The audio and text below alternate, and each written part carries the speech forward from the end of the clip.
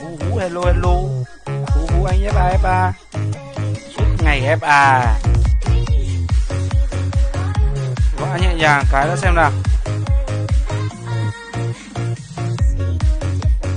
Hello thầy, hello em. Hello em vì bá đi.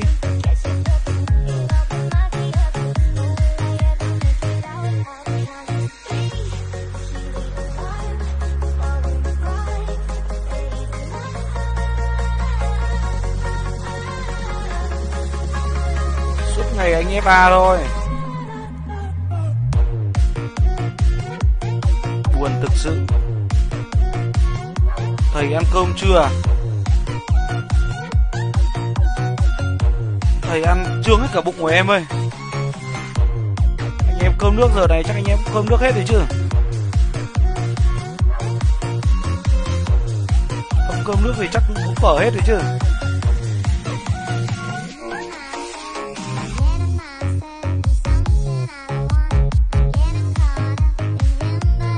Vào nhẹ nhàng câu 1 tiếp này.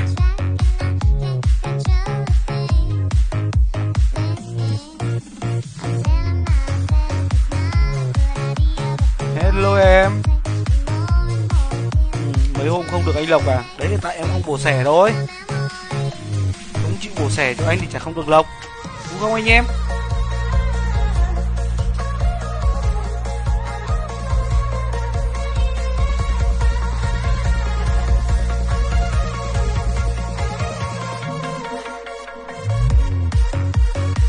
Anh ăn no quá mà.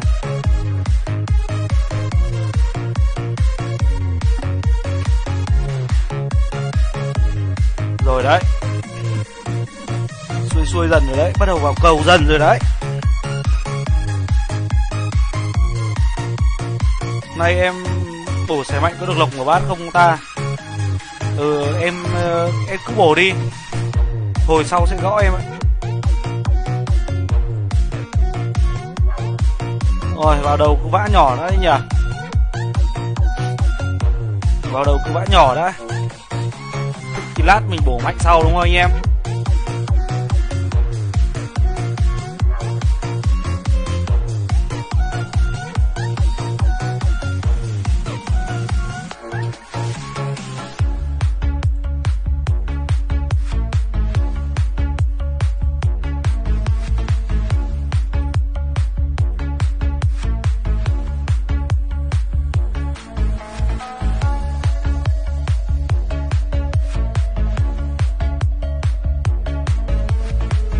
Rồi.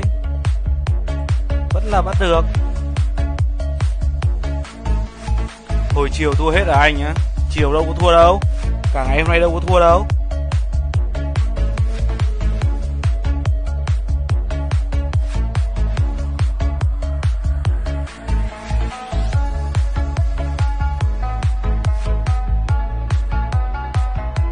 Ô, hôm nay sinh nhật à? Ok, thì chúc mừng sinh nhật em nhá.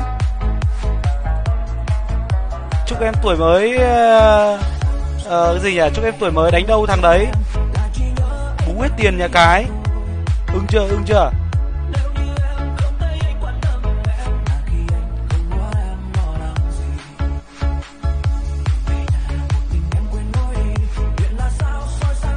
Dù không được lộc em vẫn chia sẻ thằng anh. Ok.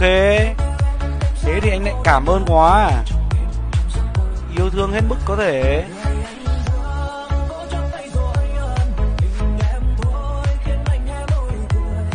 Lộc không thầy á? Lộc luôn bây giờ đây này, mở bát luôn bây giờ đây này. 631 đây này. Nhanh nhanh bổ xẻ đi xem là bổ xẻ trước thì thầy Lộc lấy trước này. Giờ mỗi người chúc à? Đấy căn bản là tại anh không biết thôi, tại thầy không biết thôi. Anh mà biết thì anh chúc từ lúc 00:00 mà. Mới chuyển giao giữa ngày cũ và ngày mới, cái là anh chúc luôn rồi.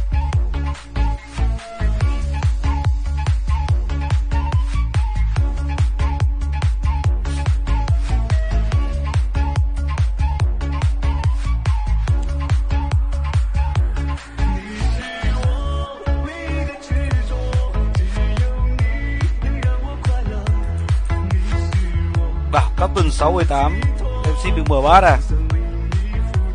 Hên xui nha.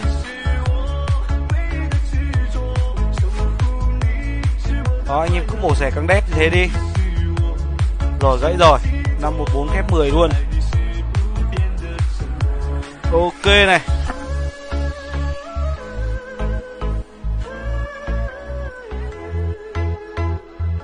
Bây giờ bú được kèo cái cầu nào là lộc lá luôn thì lấy nhá, mở bát luôn nhá.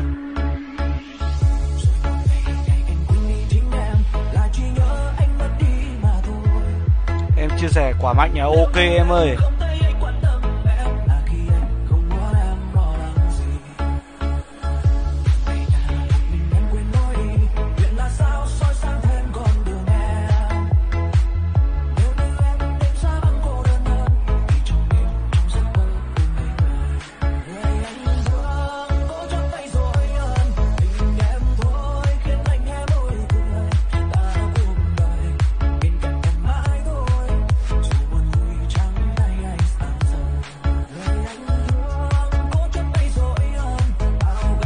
Ok em ơi. Rồi, gãy rồi này.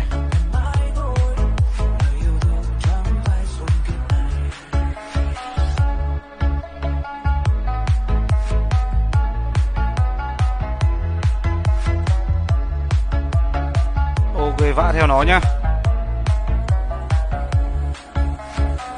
Vã theo nó đi, vã theo nó tiếng này đi.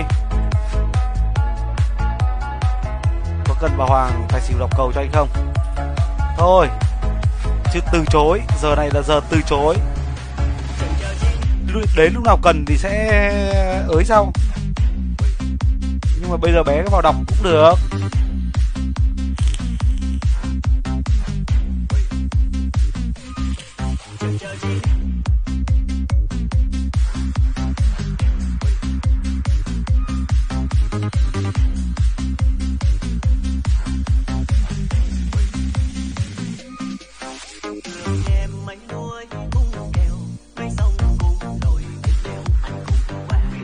Rồi, bú luôn, lộc lá luôn này. Mở bát cái nhá. Bảo Captain 678 này. 2 cái bát luôn này.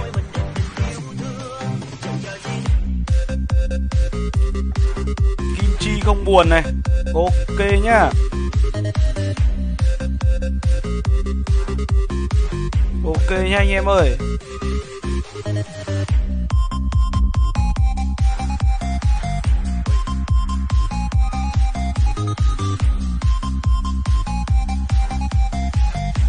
Em nữa ok rồi đấy. Kim Chi Hoàng ơi, Hoàng Kim Chi ơi. Chúc ông Hoàng Âu xỉu thằng lớn à. Ok bé ơi. Thiếu em á.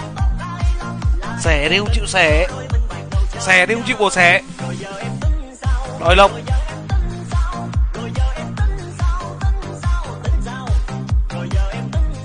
Lại là 10. Lại là cầu 22 à? Đúng đấy. Phải nói giống như là đói thì mình phải ăn, nhưng anh thích em mà em không chịu, tình hình hiện tại có vẻ khá căng, cứ nghĩ về em bao đêm thao thức nè, bứt rứt bằng thân tay chân nè, anh thương là thương em liền mà còn chưa biết ngày nào em mừng, lo anh hỏi là mấy giờ em ngủ để anh thủ sạch trước biết đường canh, tội đi chơi một mình mà không ngủ, đêm nay lạng quạng chung mơ lại gặp anh, đâu có ngại gì đâu, mấy sông anh cũng lội, dù mấy núi mấy đèo anh cũng qua. Hút tiếp này. Hút cầu 22 tiếp luôn này.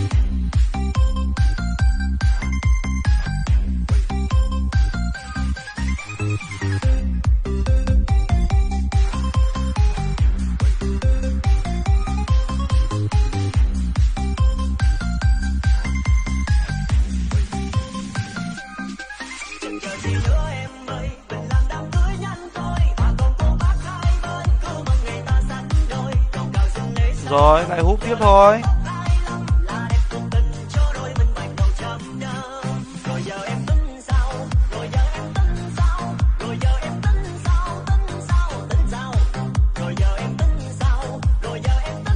Vã tài, đang cầu 22 đang đẹp.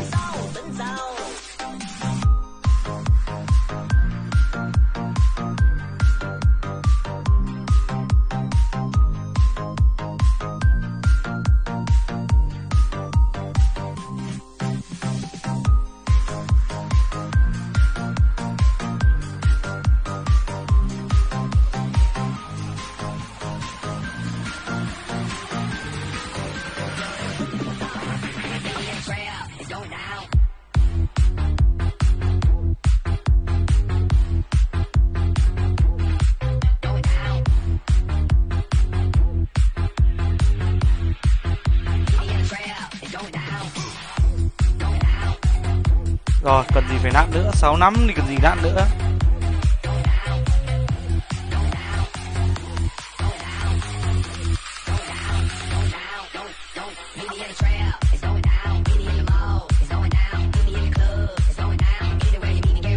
Vã đều tay phát này xem nào.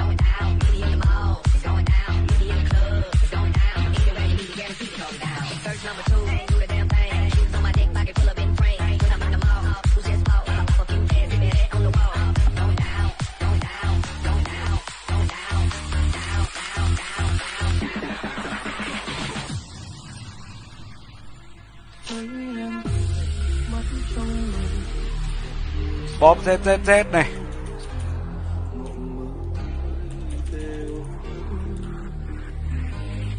Ưng chưa? Lộc may thầy ơi à.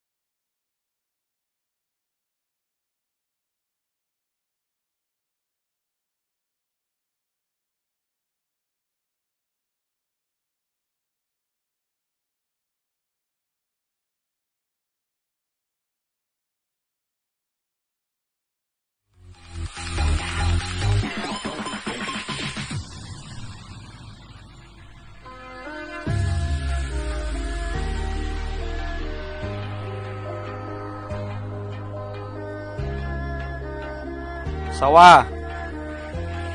Húp tiếp 6-3-3.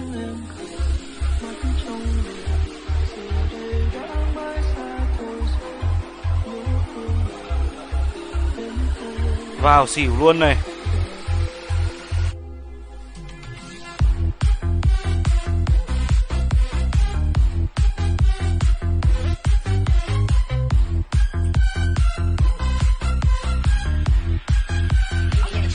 Nghệ sĩ nhân dân gì đấy.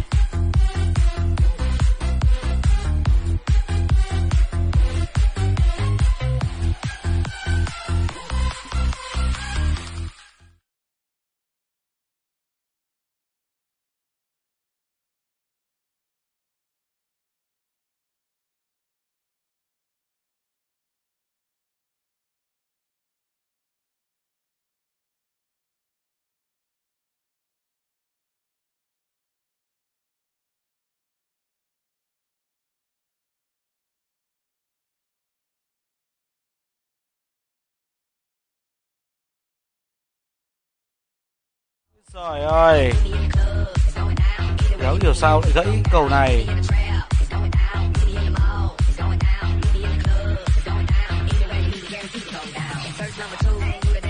Đéo hiểu sao lại gãy cầu này.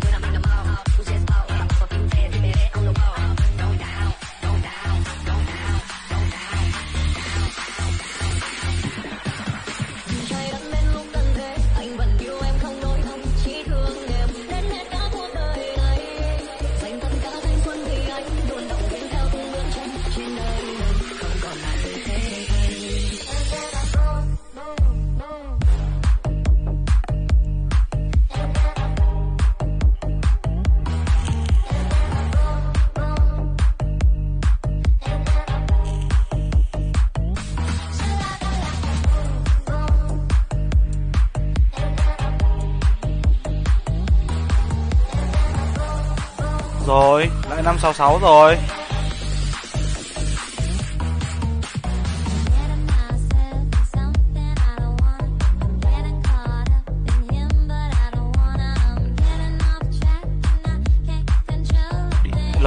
Lộc to quá, như là lộc to quá gãy rào ấy. Quay ra lộc nhỏ xem nào. Hùng CPNI này.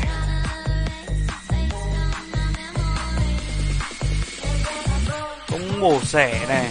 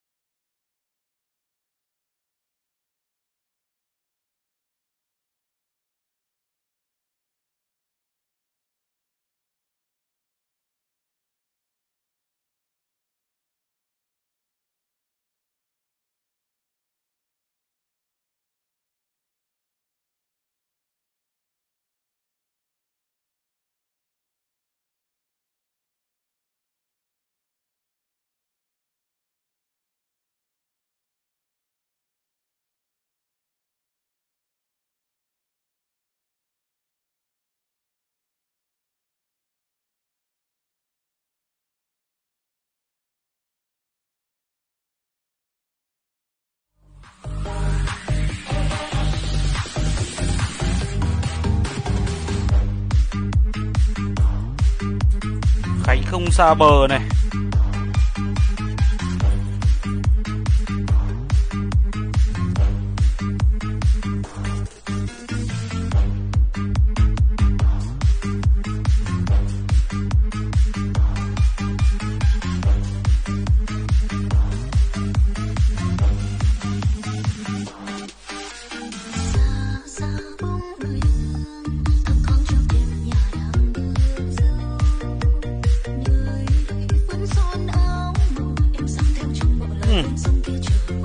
Địt con mẹ nó ảo thật đấy.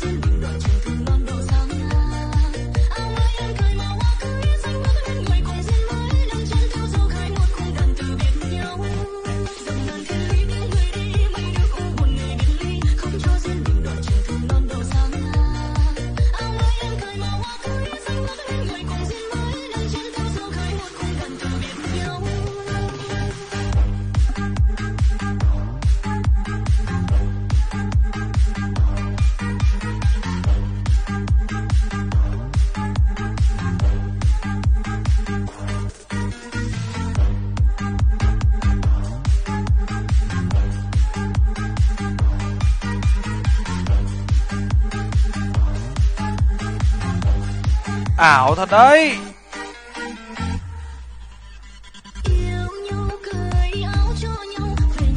Một ba một hai một một rồi về xỉu chưa?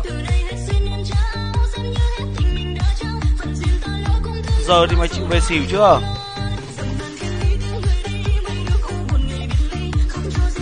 Địt mẹ, mày thử lại xem nào, xem có phải do mình lộc to quá nó gãy không?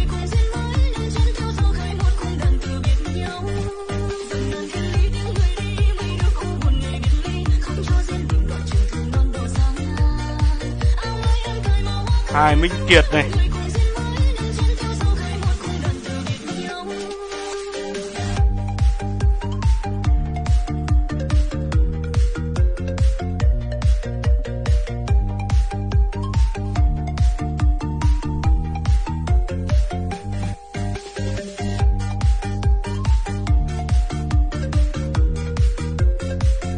Đúng rồi đấy, lộc to quá gãy con mẹ nó luôn.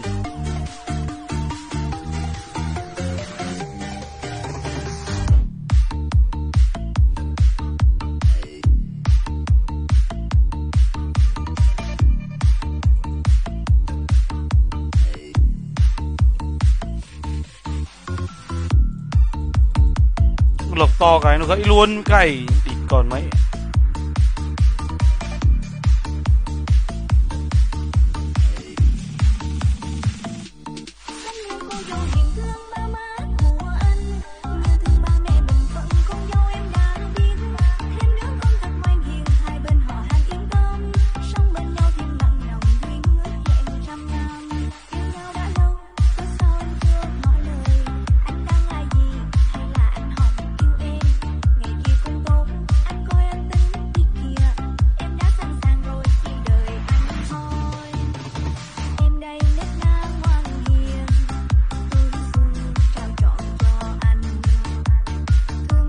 Em đây nết na ngoan hiền.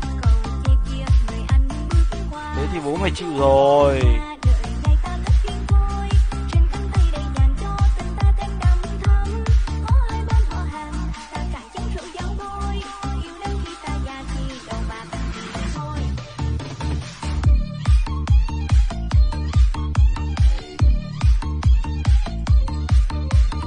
Xin lộc 127 này.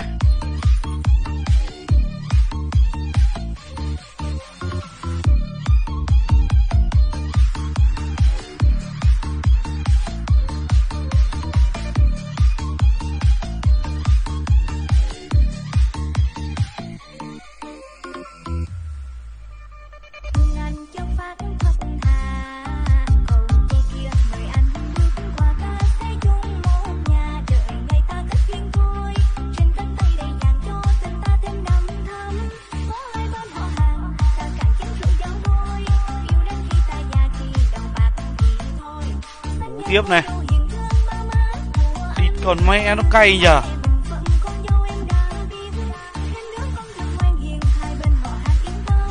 Đánh nốt mấy tay nữa xem này có còn hãm lìn không. Hãm lìn thì nhảy sang tài xỉu thường đấy.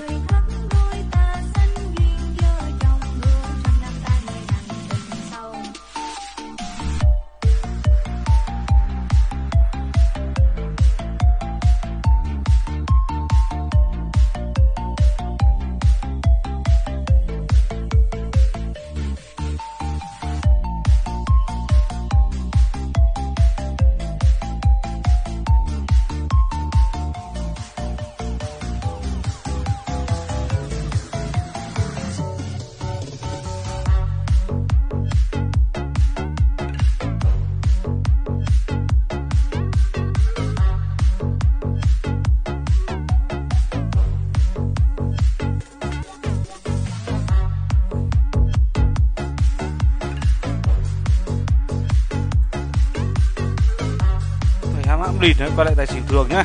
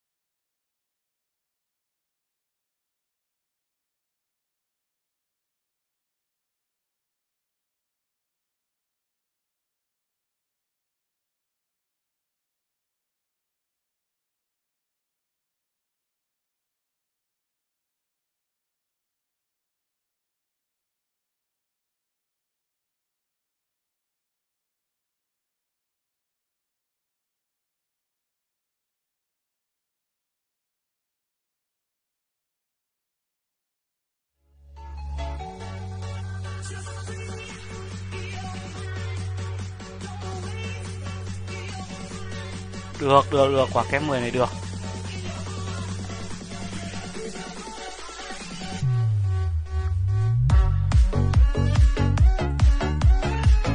Ta lại bệt tiếng tài đi.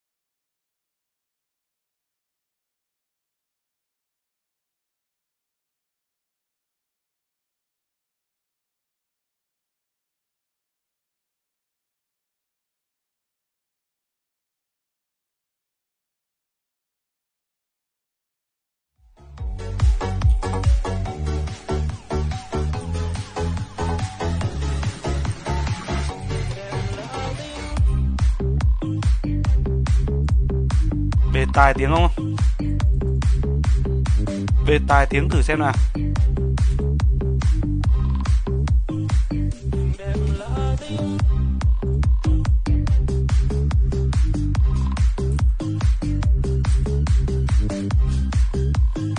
Vơ hét 120 trang này.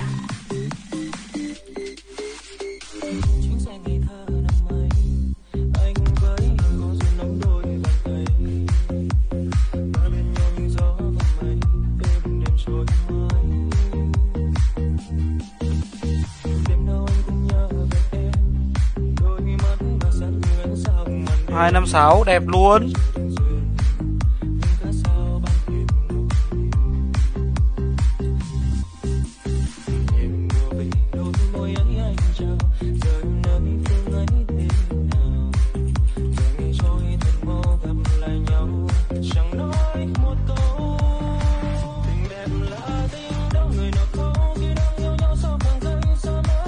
Ôi đéo ơi, đang vã nhỏ đang ăn.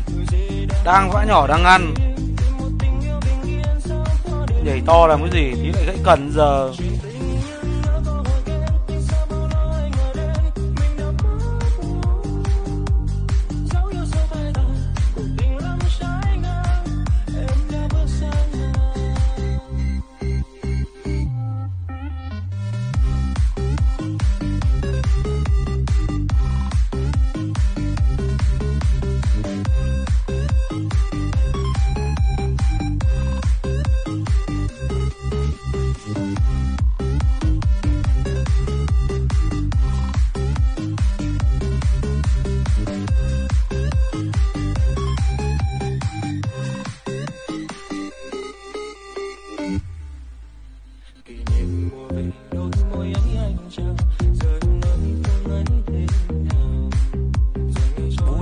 Bú ngay ưng này. Khả năng giờ cái vã nhỏ nhỏ này là hợp lý này.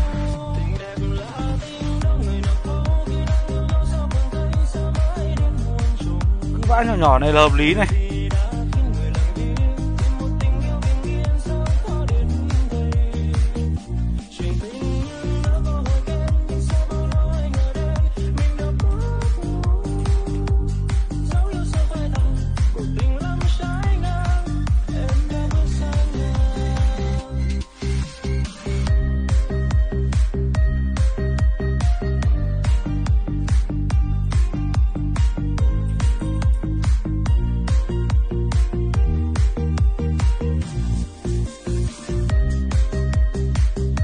Hút cầu như này khả năng là còn là ngon rồi đấy.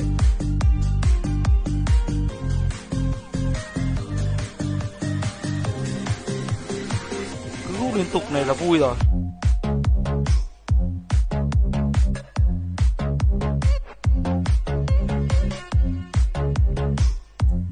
rồi.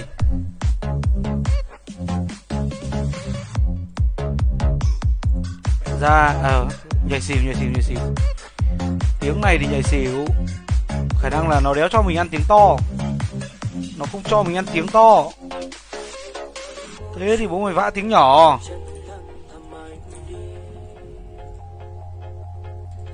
Hết tiền này.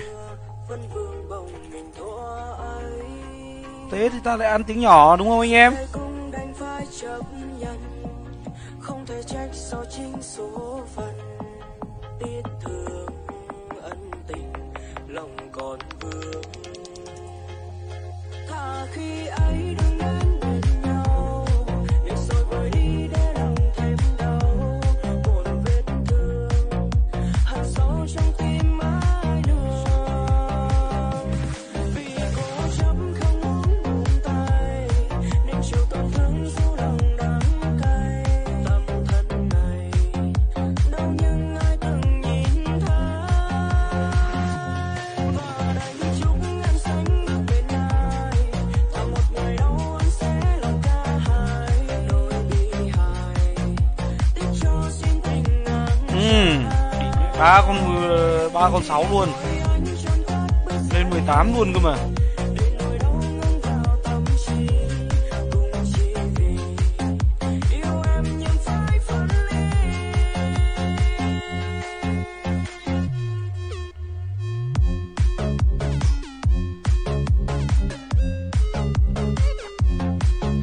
Mày lên nhảy phát lên tọt từ 11 lên 18 luôn.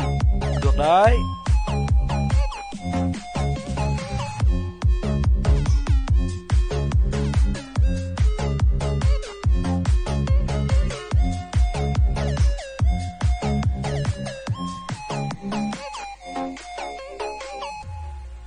Khi ấy đừng đến bên nhau, để rồi vội đi để lòng thêm đau.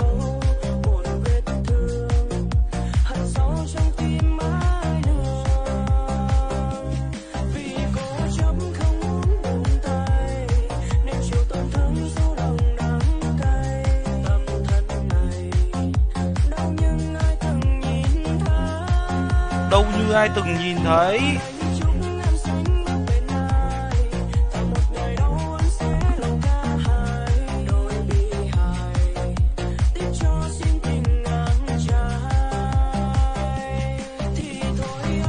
Vã nhẹ nhàng đi. Vã nhẹ nhàng đi.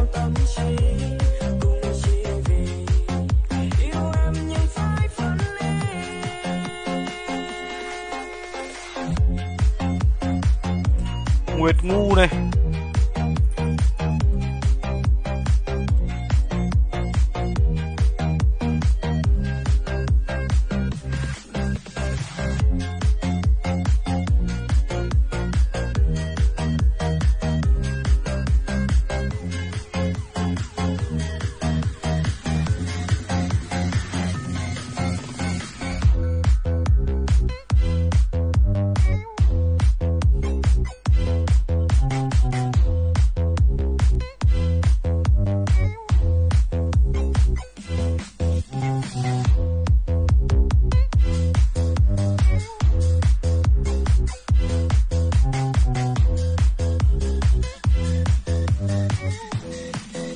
Tối rồi, về cầu 11 rồi.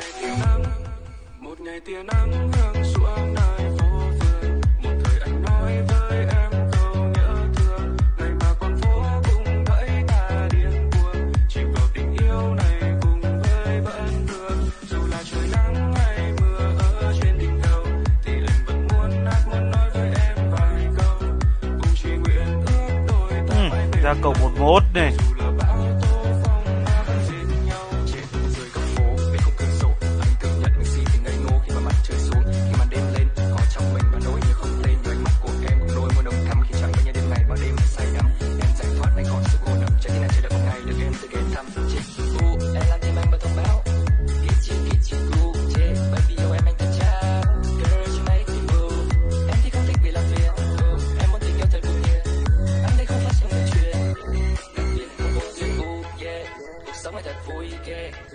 thật say mê, đường phố này đầy đam mê. Ok, yeah, cuộc sống này thật vui Ok, ghê. yeah. Đam mê, đừng nhớ tới bỏ qua để yeah. Một ngày tia nắng hương xuống nắng. Cái địt con mẹ. Một thời anh nói với em câu Ảo thế nhờ. ngày mà con phố cũng thấy ta điên cuồng, chỉ có tình yêu này cùng hơn.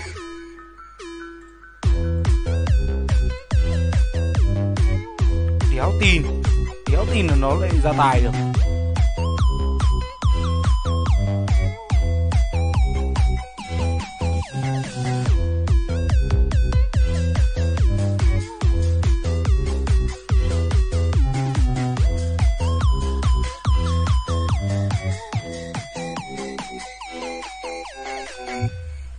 Dù là trời nắng hay mưa ở trên đỉnh đầu, thì anh vẫn muốn hát, muốn nói với em vài câu. Cùng chỉ nguyện ước đôi ta mãi bền lâu. Dù là bão tố phong ba vẫn dính nhau. Yêu đi mình vẫn luôn mong cầu, hình bóng em vẫn luôn ở trong đầu. Em yên tâm mình vẫn luôn bên người, có em như thế hạnh phúc ở trên đời. Đừng lo lắng, có anh đây, anh vẫn sẽ luôn ở bên em mỗi giây. Anh sẽ làm số ta đi bằng giá, sẽ không phải buồn vì kỷ niệm ở chiều đây. Anh chỉ thích được làm người đắm say khi được nắm tay em vào mỗi buổi chiều. Cách em và ngồi nghe em nói trong khi thói quen của em là dối nhiều. Vì anh mơ về một mai, Mơ về một mai. Mơ về một mai. Mai gì? Mai sau này à?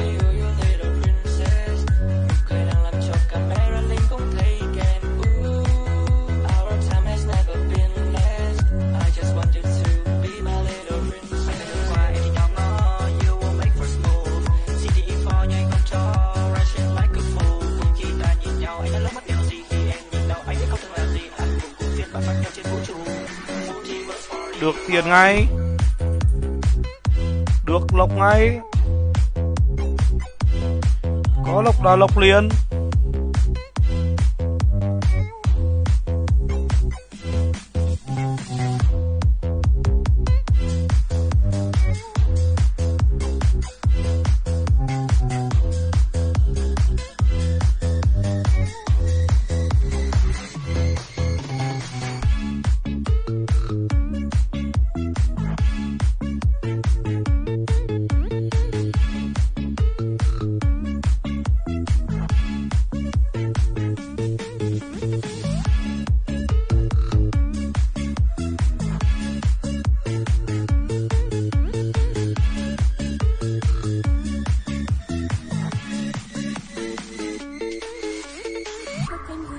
người buồn thắng nhớ năm mong những giây khởi cố nên để rồi vỡ lỡ đau lòng. Ham lìn thế nhờ. Những lý do thế này rồi khi giờ em chẳng dám tin anh. Niềm tin là thứ dễ tìm nhiều không dễ. Địt con mẹ.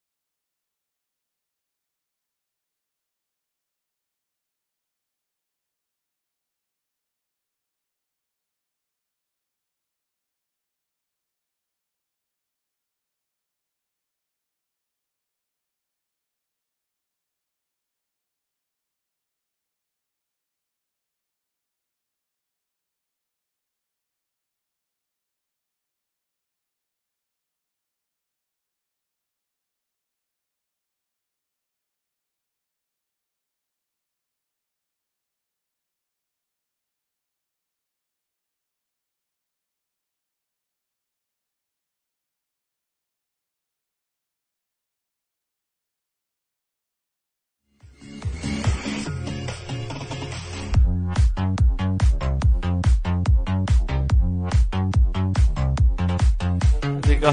Bé bẻ anh à? Bẻ là gãy rồi. Bẻ là xin chia buồn rồi.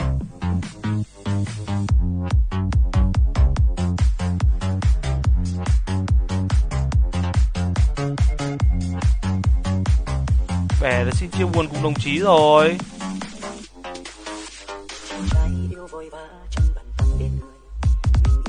Ơi giời ơi,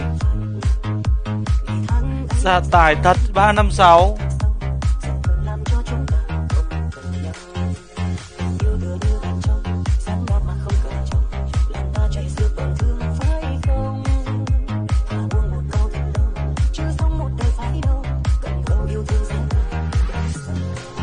Thế thì tao lại quay lại tao vã từ từ này.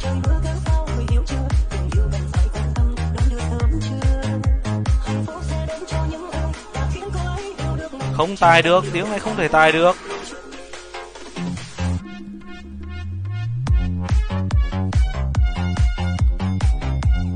Xin thầy núi quả gì đây?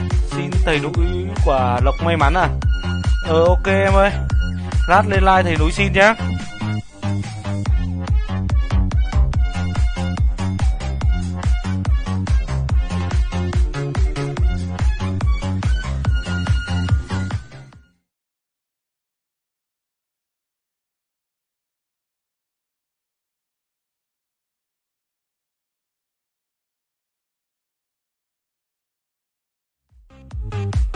Ôi rồi ôi, lại 665 lại gãy à? Vẫn là 212 à? Vẫn chưa bẻ được à?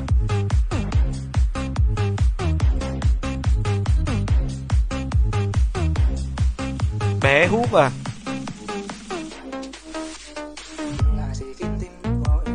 Húp được nữa không bé? Tiếng này có dám về tài nữa không?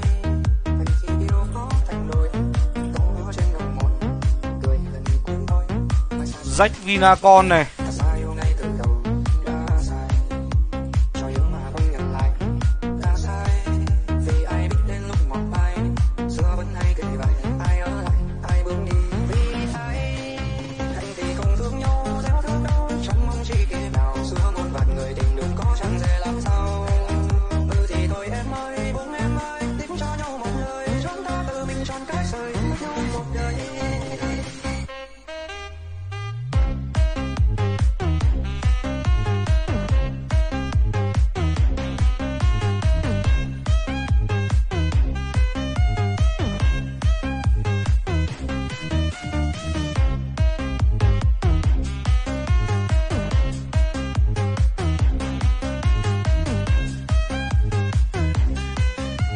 Hai ba bốn. Là khi trong em bây giờ đã phải trong lòng em giờ đây có ai là ánh mắt buồn có hay thấy chắc người đôi thay trông khá là trắng như bao ngày. Vậy lý do ta bắt đầu là gì để hôm nay đầm sâu rồi biệt ly? Mẹ là thế gì? Có lẽ là khi khâu trái tim tình gì đâu cũng vì Đã thế thì bệt bên xỉu đi, bệt bên xỉu bẻ luôn này. Đến lúc nào nó gãy thì thôi.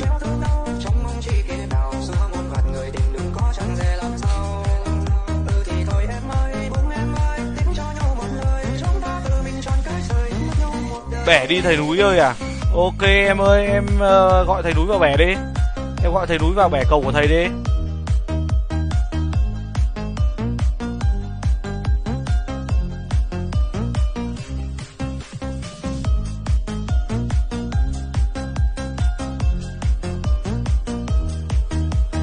Cái định mệnh. Có mỗi cái lỗi này mà vẫn chưa chịu fix. Chịu rồi. Anh em đợi thầy tí nha anh em ơi.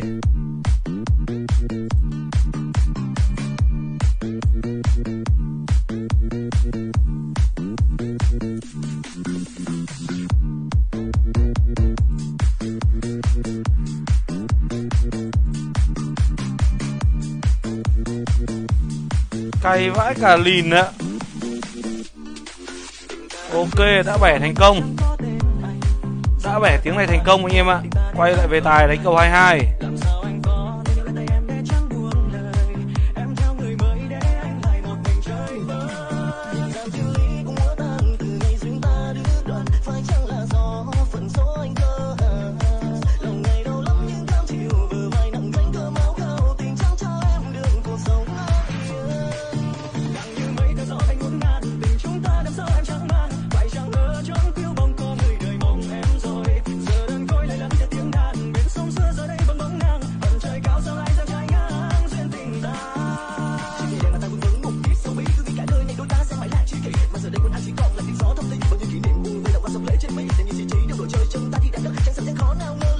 rồi, bệt xỉu, bệt xỉu, bệt xỉu.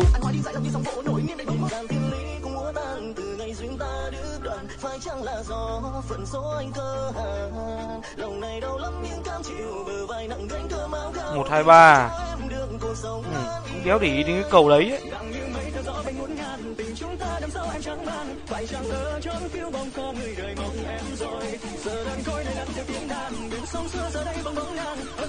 Hùng đau hùng này.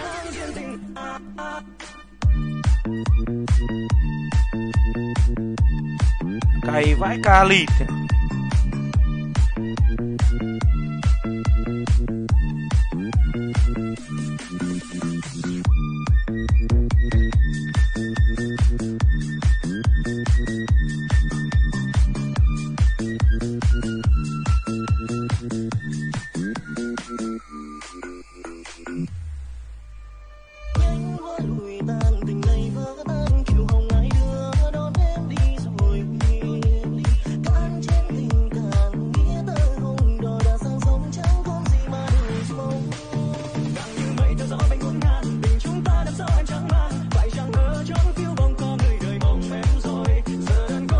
Ít con mẹ bệt xíu.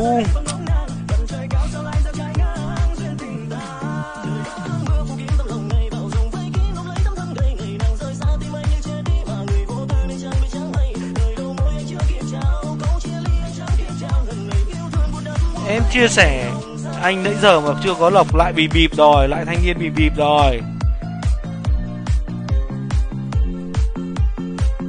Suốt ngày học mấy bài của thầy Tiến Bright thôi.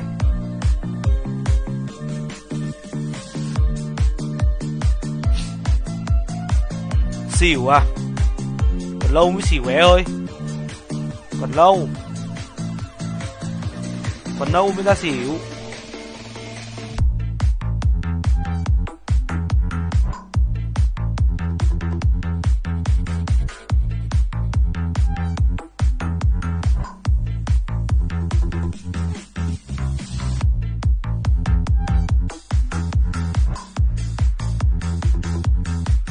Lâu mới ra xỉu nàng ạ. Ôi rồi ôi, 3 con 9 xỉu thật kìa. Xỉu thật kìa.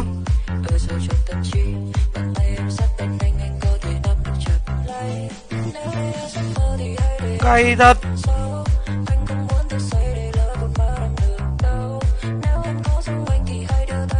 Không, tiếng này không thể nào mà xỉu được nữa. Tiếng này không thể nào mà xỉu được nữa.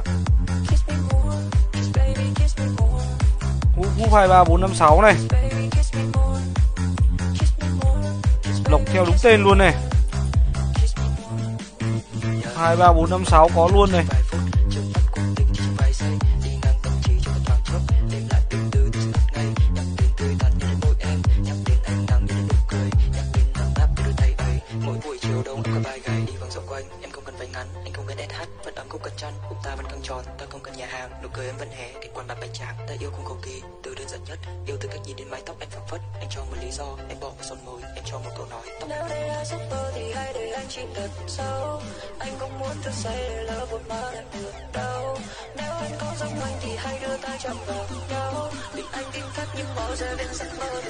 Đó, làm sao xỉu được nữa.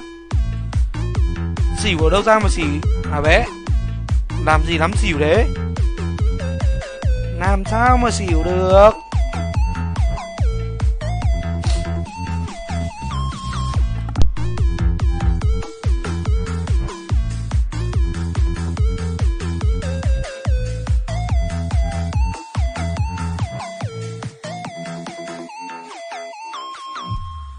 Trong mơ anh thấy em thật yêu kiều, lướt qua bao chàng trai đến bên nắm tay anh trao nụ hôn nhẹ, khẽ đưa ánh mắt chạm nhau, từng câu môi gọi mời xuyên sao, làm tránh đi những câu đôi lời thật em là anh đâu. Anh cố gắng gượng cười để che đi nỗi buồn tim sâu. Nếu em có yêu anh thì trả lời anh được yêu đâu. Em đừng cười như thế, tim của anh bị slow mo. Just baby kiss me more, kiss me more. Baby, kiss me more.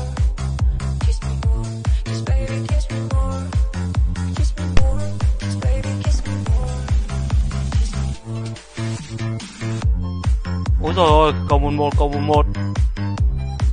Quên mất đấy. Quên mất là cầu 11 đấy. Sau cầu bệt mà. Sau cầu bệt và lẽ ra mình phải vã cầu 11 mới đúng chứ.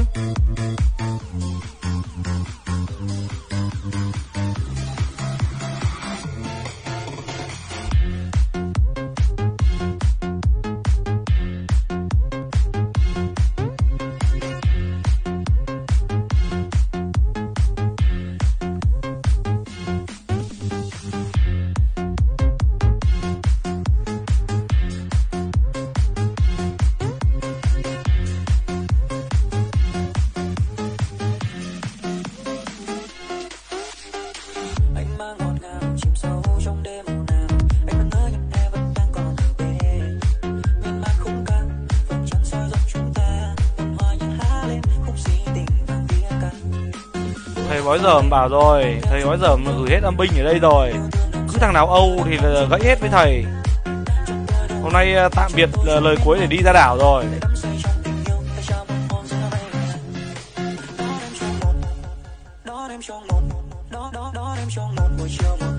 Cho nó tự ra.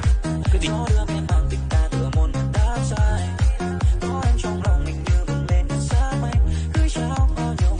Là sao? Đang vã cầu 11 mà. 8 lên 9 à? Đi con mày. Đã thì vã nhẹ nhàng tài này.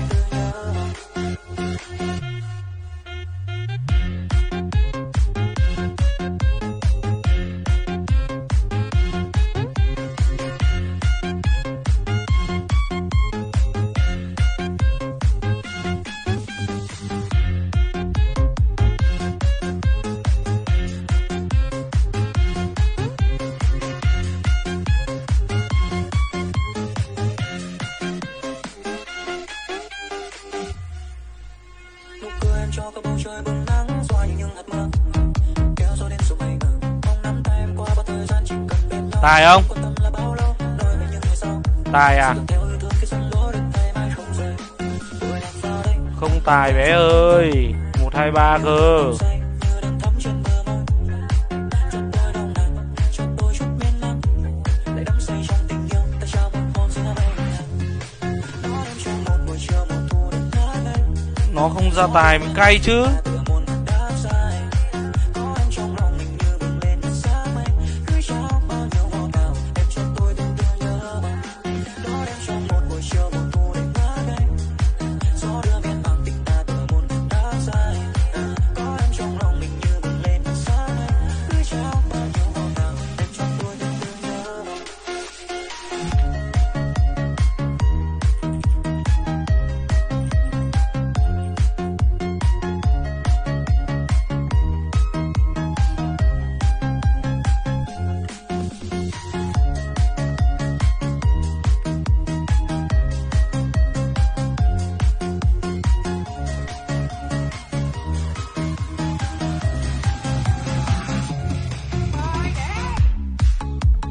Mười điểm.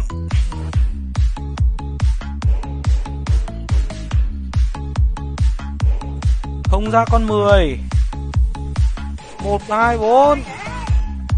10 cái đéo gì? Đấy vãi cả lồn ra 10 điểm cái đéo gì? Hello thầy à, hello anh em. Hello anh em mới vào. Ngày em quên đi chính em là chỉ nhớ anh mất đi mà thôi. Cay thật sự ạ. Thấy anh quan tâm em Bố mày vã 166 luôn này. em quên lối đi nguyện là sao soi sáng Xem thằng nào sợ thằng nào nào. nếu như em đến xa băng cô đơn. Chương 1 ấy, ấy à? Người anh thương cố chấp tay rồi ân mình đã Tú đi này. anh em ơi cười cả cuộc đời bên cạnh em mãi thôi dù buồn vui trắng tay hay sàn giờ. Người anh thương cố chấp tay rồi ân bảo vệ em cho che suốt cuộc đời cả ân tình trao tặng em mãi thôi lời yêu thương trắng tay không rời.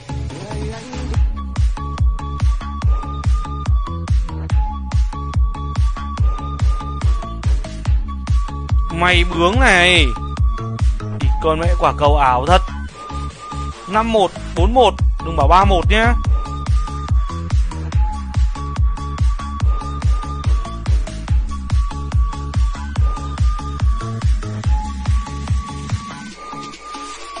Anh ơi cho em hỏi đường này là đường gì anh? Đường về nhà một mình em quên lối đi, nguyện là sao soi sáng thêm con đường nào. Thôi, không có tin lắm. Vã nhẹ nhàng đi đã. Không có tin là nó về cái cầu mà thầy vừa đọc.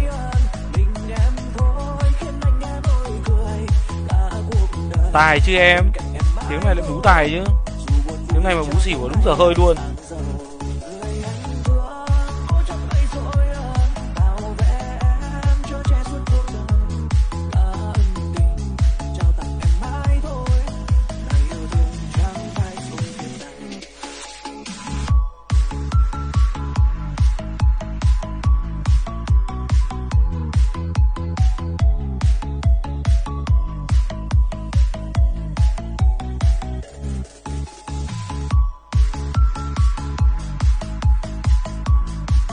Húp.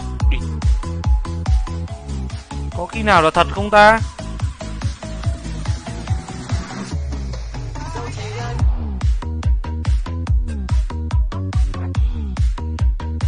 Từ từ nhá. Mẹ.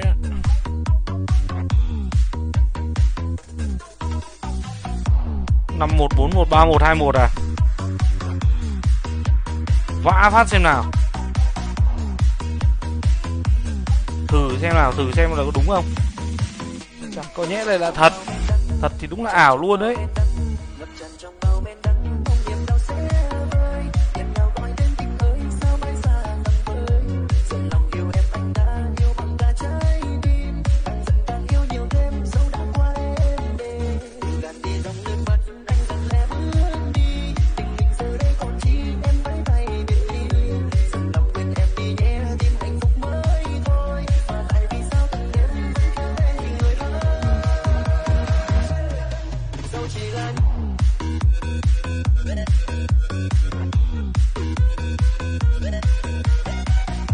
Rồi này.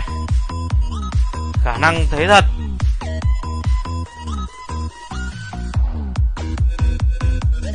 Năm 1 4 1 3 1 được.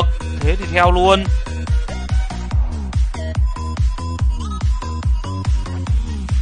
Thế thì theo luôn.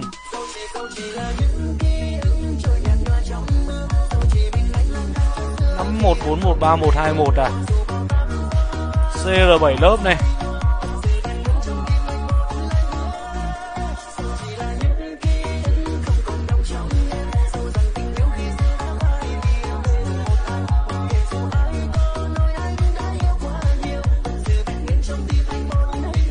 Bé bẻ à? Ok bé. Gãy rồi đừng khóc nhá. Gãy là không được khóc nhá.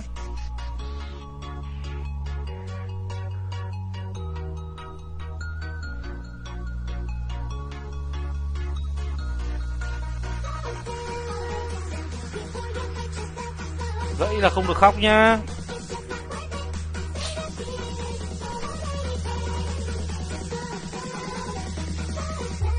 Rồi. Đúng như mình dự đoán rồi. Ý mẹ quả cầu ảo đấy.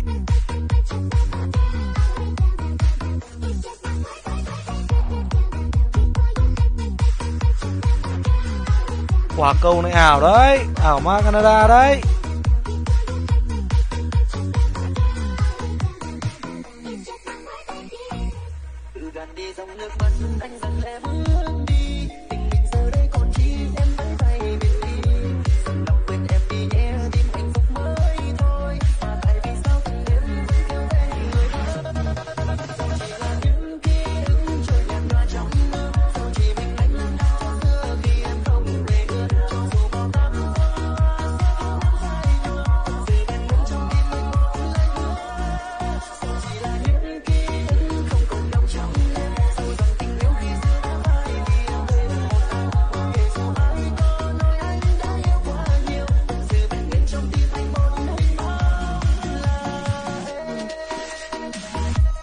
Bé bẻ nữa à? Ôi, bẻ thoải mái đi. Nào, ở đây không, anh không cần phải nặn luôn. Hiểu không?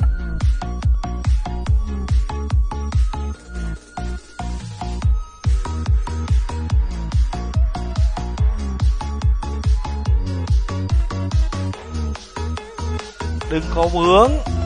Theo anh, theo thầy thì mới vào bờ được anh em ơi.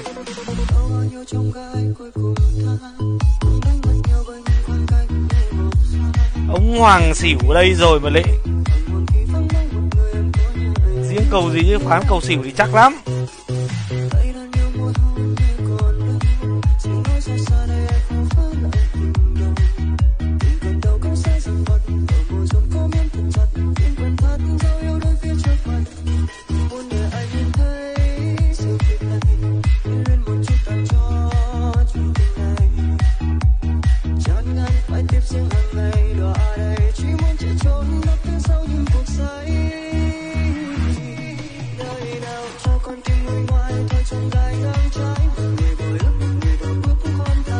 Riêng cái gì chứ, riêng bắt cầu xỉu đấy bắt chuẩn lắm bé ơi.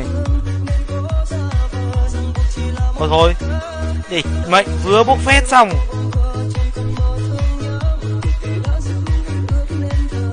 Vừa mới bốc phét xong tí bốc phét nốt tiếng đi thì làm sao? Khó khăn với nhau vậy à?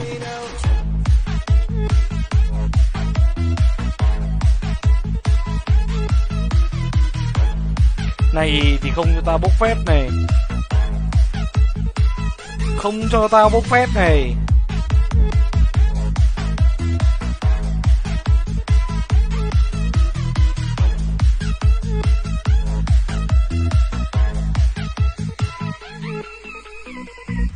Không muốn để ai nhìn thấy sự việc này, quên lên một chút thật cho chuyện tình này. Chán ngán phải tiếp diễn hàng ngày đọa đầy, chỉ muốn chạy trốn nấp phía sau những cuộc say. Nơi nào cho con tim nguôi ngoai thôi trong gai ngang trái, một người vội ước một người vừa bước khoan thai.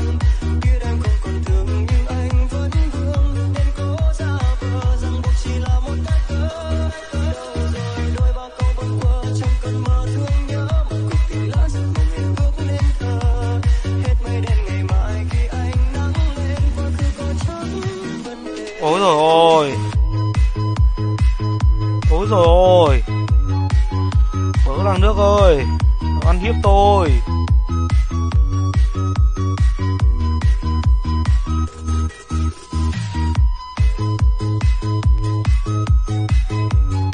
Vỡ làng nước ơi, nó ăn hiếp tôi.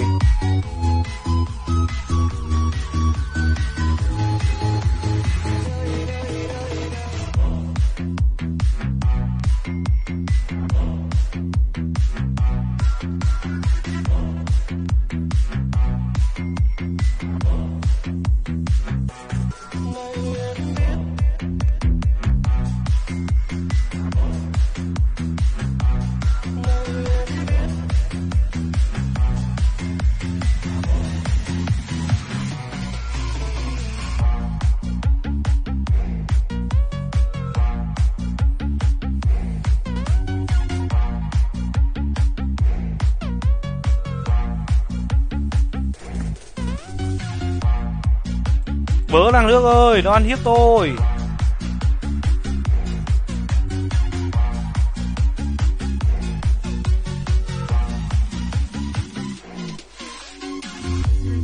Cầu 11 hả ta? 14 nhảy về 14. Thôi được rồi. Vã nhẹ nhàng tiếng tai tiếng xỉu đi.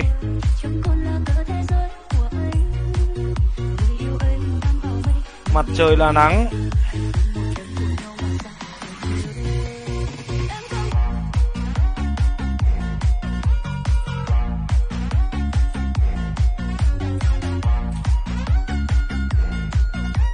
Tùng Phạm này.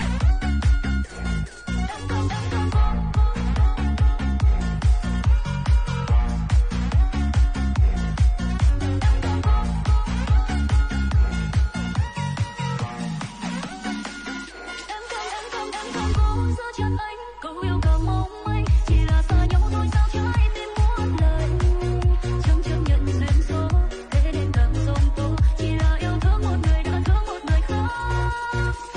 Ôi giời ơi, địt mẹ nhảy toàn bắt cái quả cầu ngớ ngẩn thôi nhá, đéo hiểu kiểu gì á.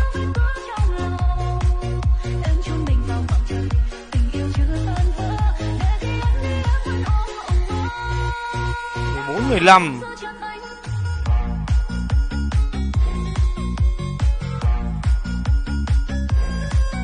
Vỗ nhẹ cái xỉu cái nữa xem nào. Thử xem nước rau nước dưa nó như thế nào nào.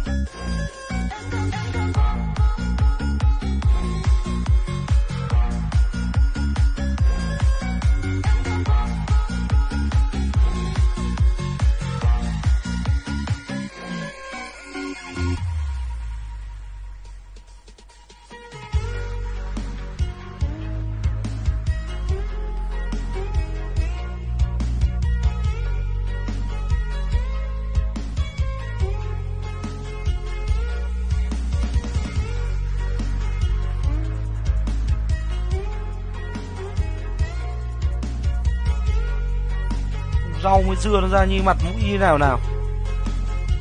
Đít con mẹ. Tài thật.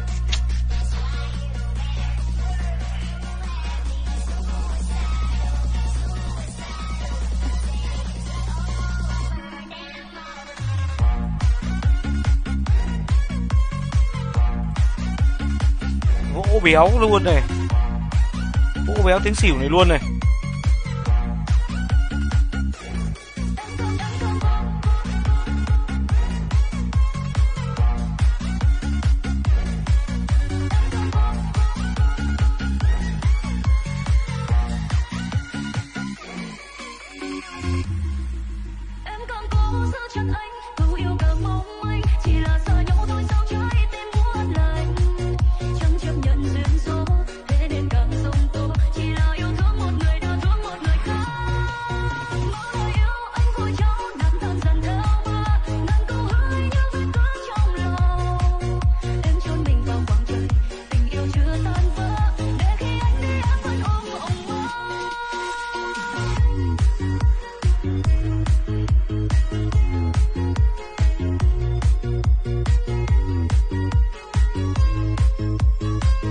Xem mặt giọng mũi rau dưa ngang dọc mày xem như thế nào. Địt con mẹ. Chẳng lẽ tao lại chơi bài mất dậy tao nằm im một chỗ bây giờ chứ lại.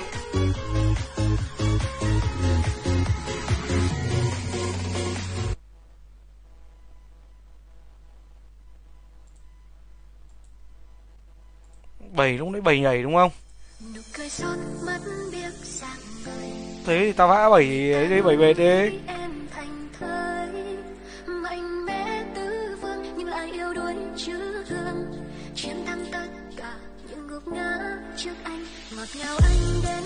Gì đây?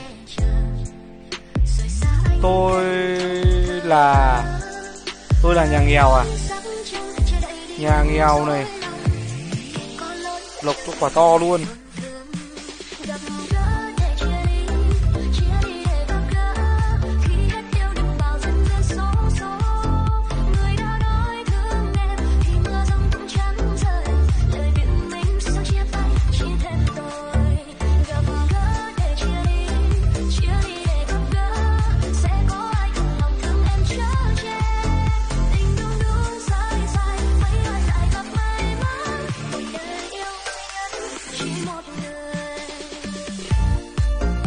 Rau dưa thật.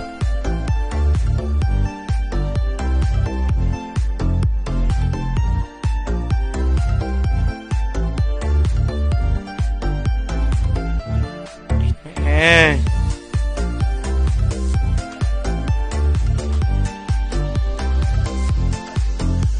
Cứ lại phải vỗ nhẹ nhàng à? Không phải mồi nó à anh em?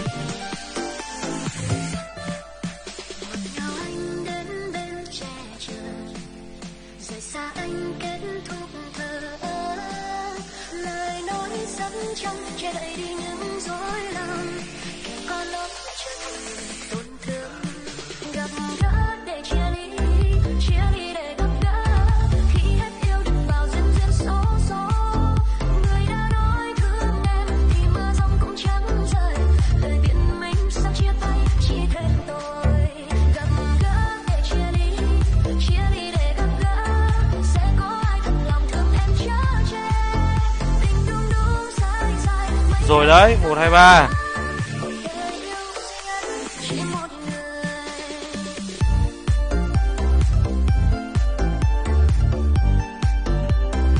Có người chuẩn bị húp mình rồi anh em ơi. Có người chuẩn bị húp mình.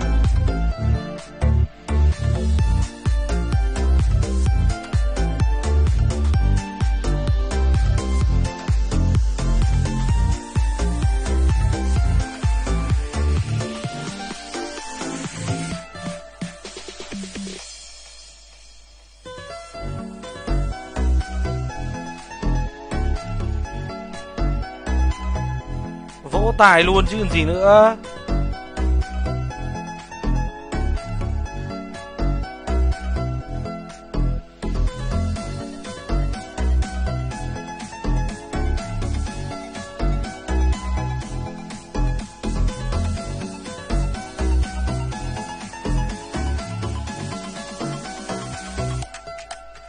Không cần mang giày cao gót, không cần mang Sốc cực kỳ. mà khiến anh cảm ơn em đêm nay. Bên cạnh em bình yên quá, anh chỉ muốn say mãi trong ngàn bóng thơ. Rồi, có người không được húp mình rồi. Có người không được húp mình rồi. Đã thế thì bố mày búng nguyên xỉu này. Đỡ phải nhảy nhiều, mỏi chân lắm rồi.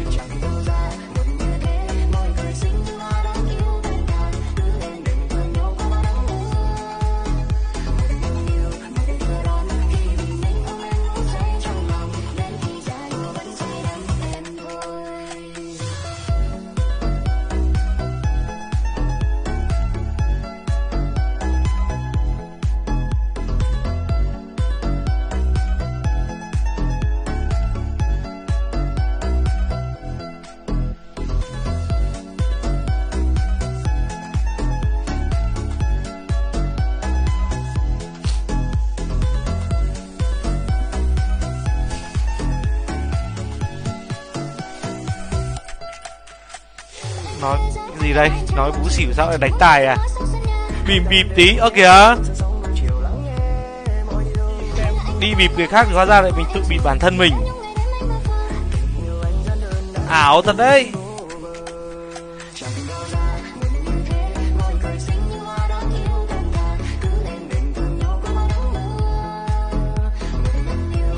Ảo thật đấy. Mẹ đi bìm bịp người khác không rồi quay ra lại tự bìm bịp chính bản thân mình. Chất lượng thật sự.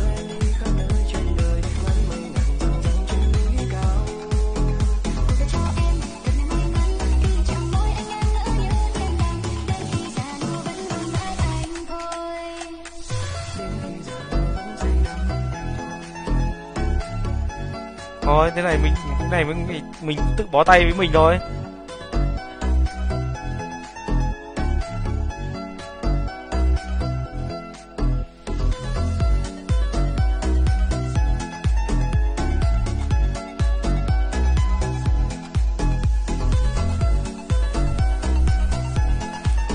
Lừa người khác làm hạt thóc để mình làm con gà, quanh đi quẩn lại mình lại là hạt thóc. Cú thực sự ạ. Chả hiểu kiểu gì.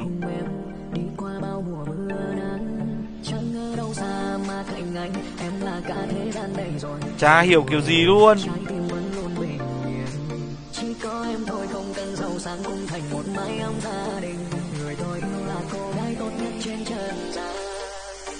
Anh quên em à?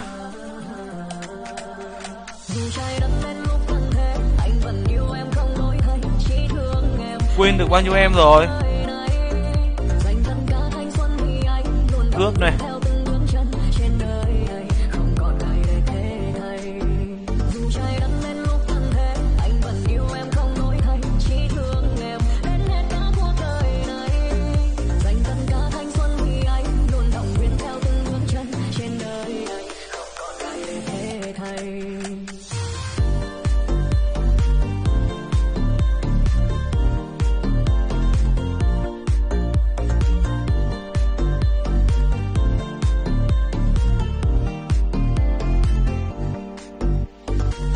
Tài ở đâu? Tài ở đâu ra mà tài ở bé ơi? Kéo thì cứ bú đi.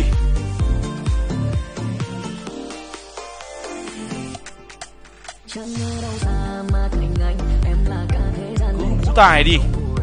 Trái tim vẫn luôn bình yên, chỉ có em thôi, không cần giàu sang cũng thành một mái ấm gia đình. Người tôi yêu là cô gái tốt nhất trên trần gian. Dù trái đất đến lúc thân thế, anh vẫn yêu em không đổi thay, chỉ thương em đến hết đó cuộc đời này. Dành tất cả thanh xuân vì anh, luôn động viên theo từng bước chân trên đời này, không còn ai để thế thay. Dù trái đất đến lúc thân thế, anh vẫn yêu em không đổi thay, chỉ thương em đến hết đó cuộc đời này. Dành tất cả thanh xuân vì anh, luôn động viên theo từng bước chân trên đời này, không còn ai để thế thay.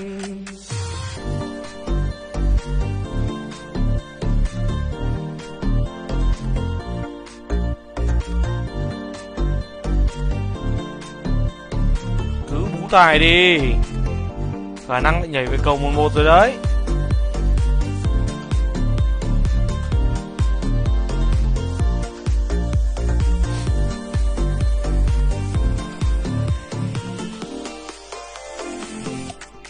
Được, đã thế thì theo cầu 11 xem nào.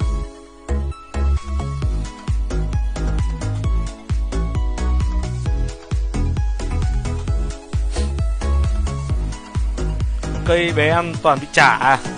Chắc bé đánh chậm quá đấy bé ạ.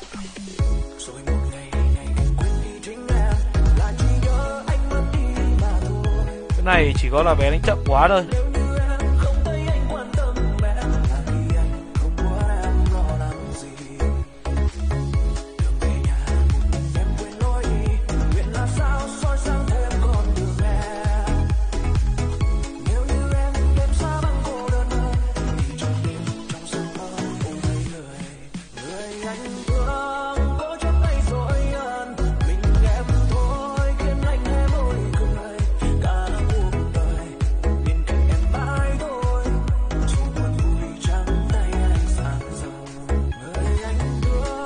Ôi trời ơi,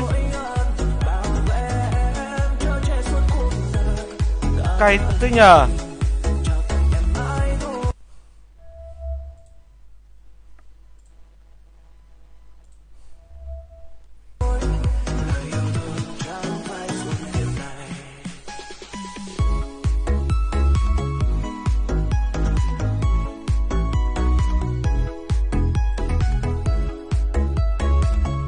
Còn mẹ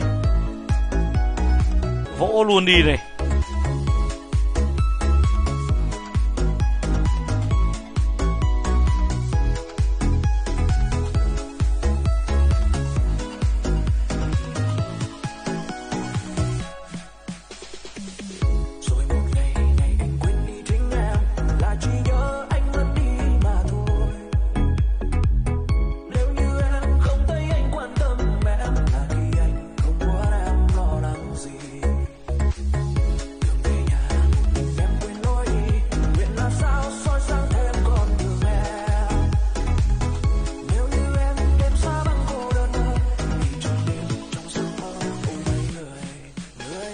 Ôi trời ơi, thôi bố mày chịu.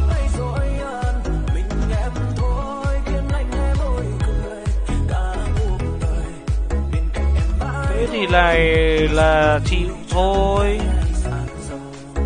Nó thế này thì chịu thôi.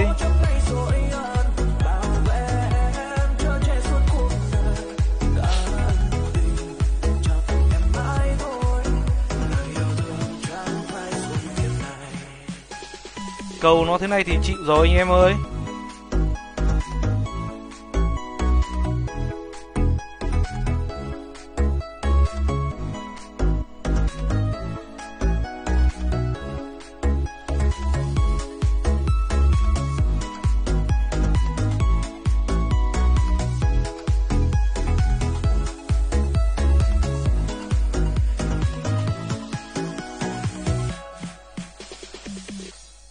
Còn gì mà tính em mới còn là điều quá giới.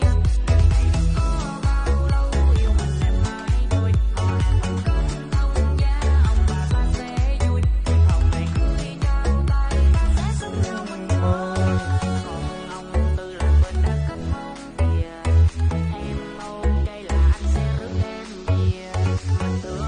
Bầy này mà còn nhảy nữa là chịu nhá. Địt mẹ mày dã cho mày biết thế nào lễ độ luôn này. Cay cú Chimi Ami.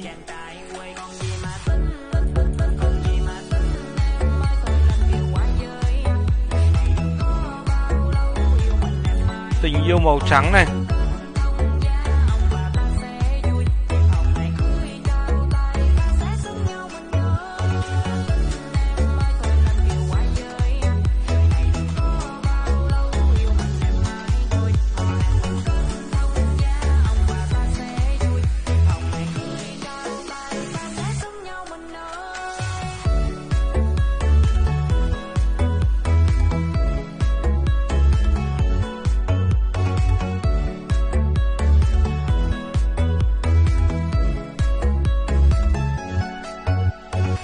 Rồi đấy, ít con mẹ mày. Bố mày chịu. Ok. 661.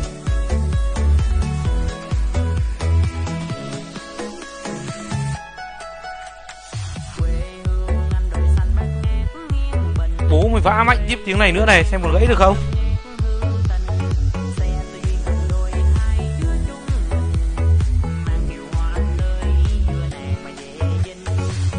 Lộc thắp hương ấy em nào.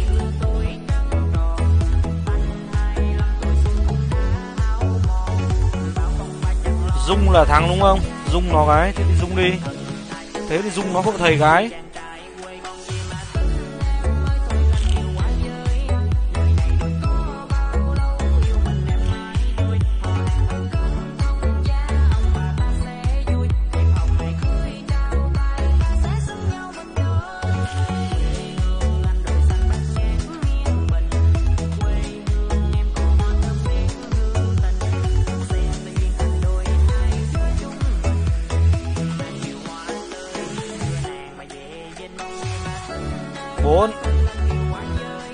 Mẹ cay nhỉ.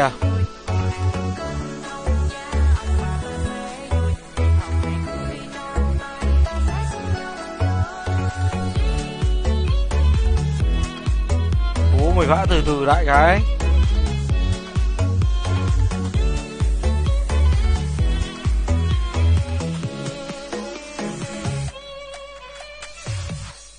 Anh ra mà xem nay làng bên rụng tiếng cười vui. Chú rể cô dâu đang cùng nâng chén rượu giao vui. Vậy mà sao chưa thấy đâu, bao mùa trăng không thấy cao trầu. Em mong chờ câu anh hứa mai này qua đón em mừng dâu. Rồi từng đêm lén nhìn nhau trao vài câu hỏi hàng âm đồng. Chẳng cần nhung gấm giàu sang thiếu gì đâu nơi anh tấm lòng. Đồng bằng sông nước mình này đâu có thua xa gì phố đô thành. Thôi mà như có thương thì anh phải lo tính sao cho đành. Anh tươi nắng mưa gian dâu về nhà xin má con dâu. Em thương dưới anh mình ăn thôi cho đến khi ta bạc mái đầu. Mong sao tăng thân sẽ trao về người trân quý trái tim em son vàng. Năm nay tay dẫn em dù qua mấy sông hay đều vui ca. Anh ơi nắng mưa gian dâu về nhà xin má con dâu. Ôi rồi ôi. Con lạy thầy, con lạy hồn, cầu những bầu đuôi.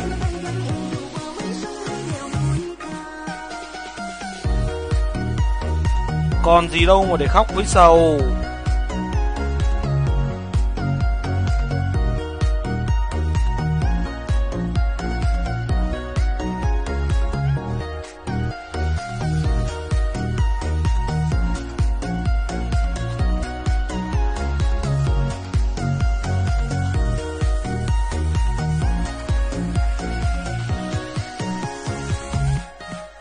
Anh ra mà xem nay làng bên rộn tiếng cười vui. Chú rể cô dâu đang cùng nâng chén rượu giao vui. Vậy mà sao chưa thấy đâu, bao mùa trăng không thấy cao trầu. Em mong chờ câu anh hứa mai này qua đón em mừng dâu. Rồi từng đêm lén nhìn nhau trao vài câu hỏi hàng âm đồng. Chẳng cần nhung gấm giàu sang thiếu gì đâu nơi anh tấm lòng. Đồng bằng sông nước mình này đâu có thua xa gì phố đô thành. Thôi mà như có thương thì anh phải lo tính sao cho đành. Anh ơi nắng mưa gian dâu về nhà xin má con dâu. Em thương dưới anh mình ăn thôi cho đến khi ta bạc mái đầu. Mong sao tăng thân sẽ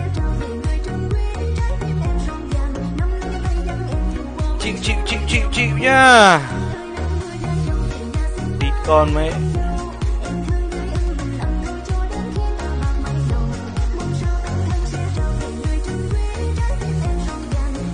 Tao xem là mày như thế nào nào.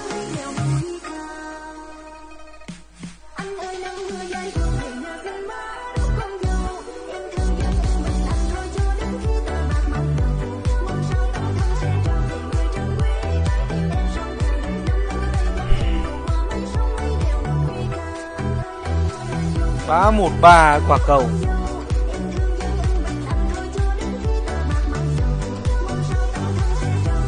Địt mẹ, thế này không bệt xỉu nữa thì chịu.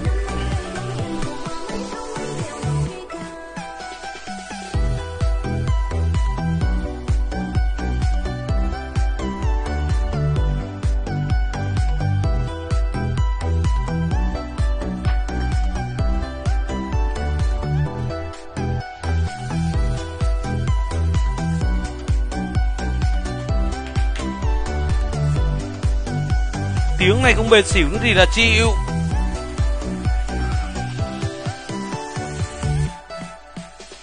Em về rồi đây thầy, thầy bói dởm đâu rồi à?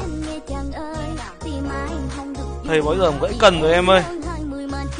Thầy bói dởm lặn rồi, lặn sâu lắm rồi.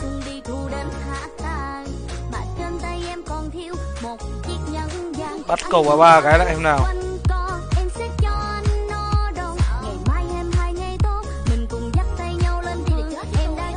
Nổ tài xỉu này. Đã thế thì lộc luôn này. Lộc to luôn này.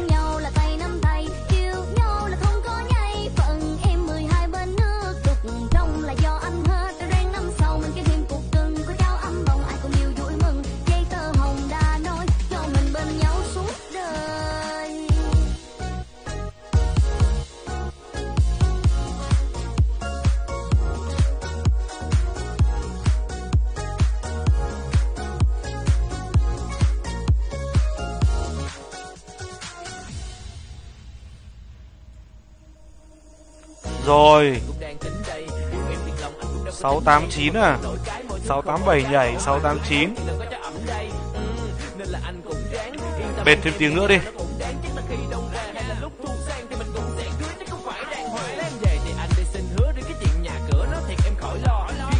Bệt thêm tiếng nữa đi này.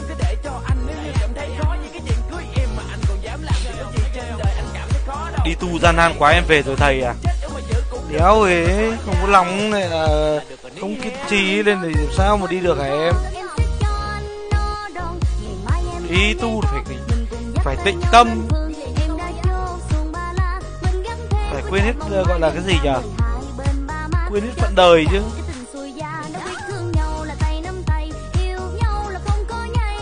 Bé lại bị lừa một cây à, sao mà lừa bé?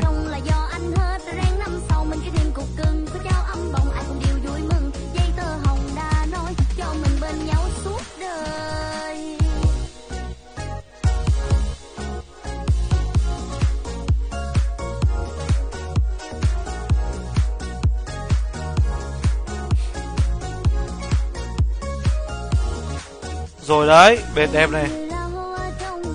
Cái gì đây? Cái thằng nhóc con nào kìa, nhìn mặt thì mẹ, nhìn mặt non trẻ uống ra sữa. Mày thấy bố mày không con à?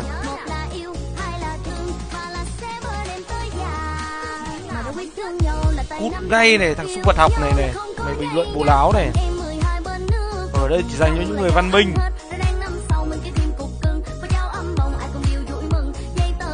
Ở đây chỉ dành cho người văn minh, không dành cho những cái thằng óc chó như mày vào bình luận.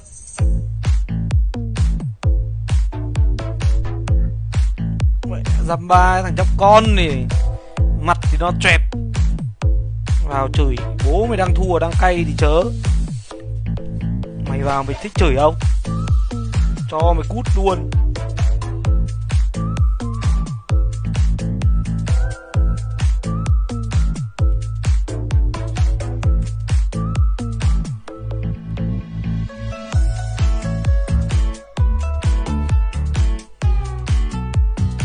Bệt xỉu rồi à? Tôi nghĩ là nó ra được 5 tiếng, cùng lắm ra được thêm tiếng nữa không ơi. 422 này, Cùng lắm ra được tiếng này nữa là hết rồi đấy. Hết đét. Thuộc kép 8 này.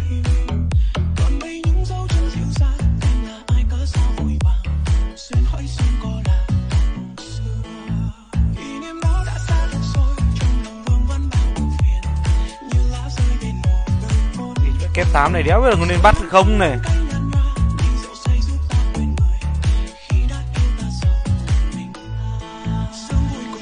Đéo ơi. Ok. Thôi. Rút lại rồi. Quay lại để đâm tài đi.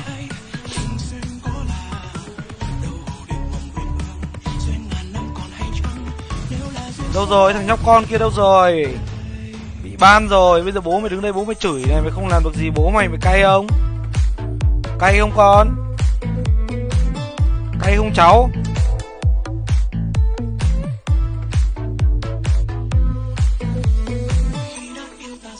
Có cần chú về tận nơi để chú dạy lại không? Dạy lại môn giáo dục công dân, môn đạo đức không?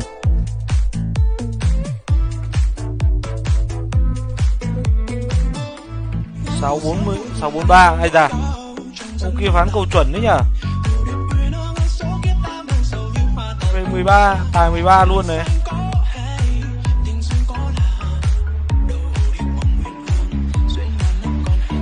Phán tài 13 phát ra 13 luôn.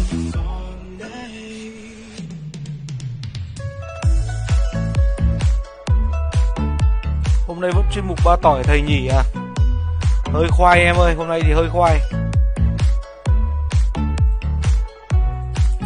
Cầu hôm nay là hơi khoai đấy. Bác con này.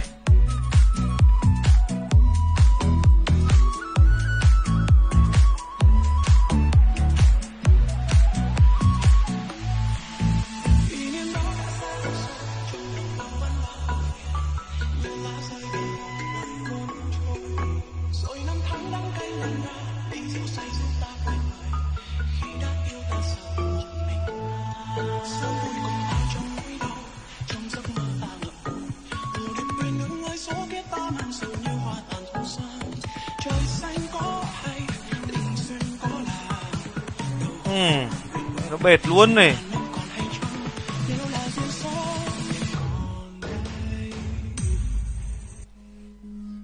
Nghĩ nó về cầu 11 mà nó quay ra nó lại bệt.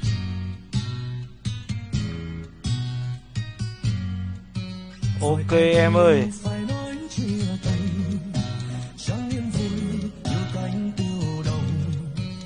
Mười ba 15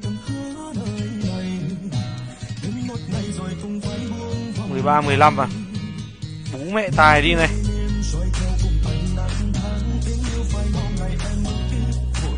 Bú tài đi này.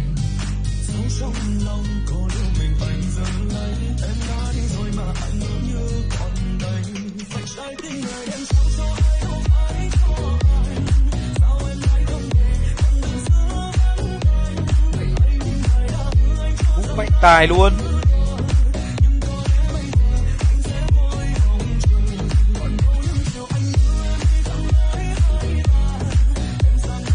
Nó thích bệt thì bệt với nó luôn, đúng không anh em? Tài tiếp, ok ông ơi. Không có tài rồi ông ơi.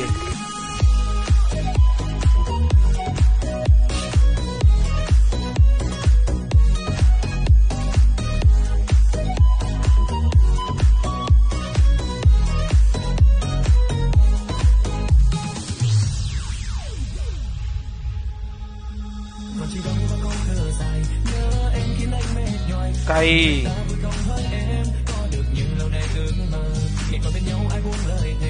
Để tài nhá.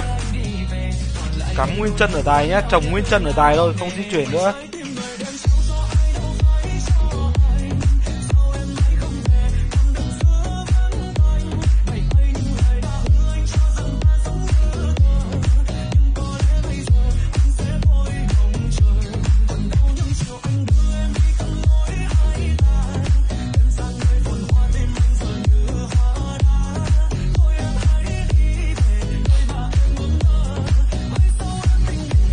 Chôn chân ở tài nhanh em nhá.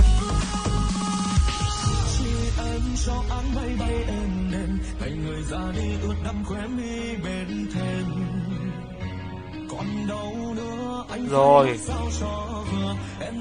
thì phải có khi nào bây giờ nó mới ra cầu 11 không?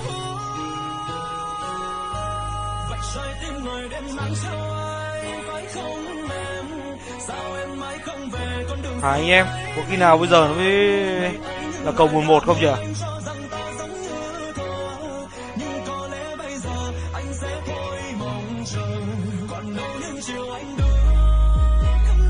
Vỗ đi, vỗ thử đi, đéo ơi.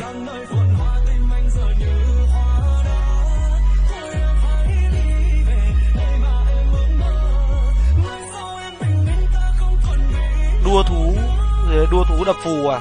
À đua địt vẽ đéo hiểu.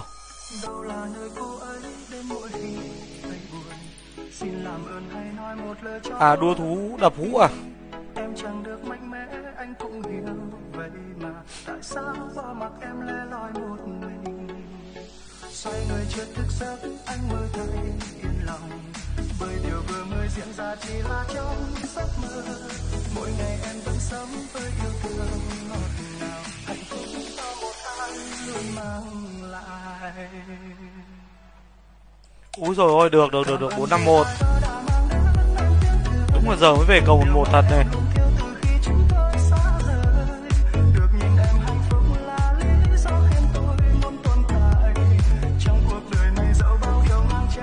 Đúng là giờ nó mới về cầu 11.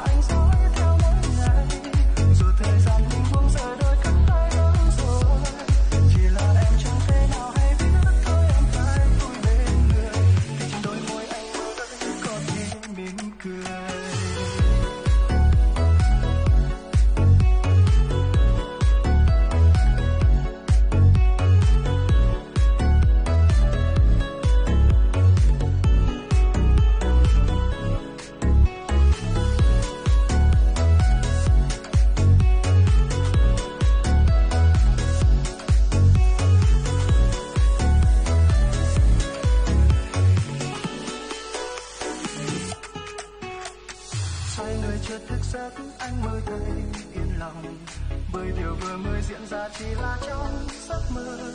Mỗi ngày em vẫn sống với yêu thương ngọt ngào hạnh phúc do một ai. Úi rồi ôi, ưng đấy. Gỡ lại những gì đã mất cái nào.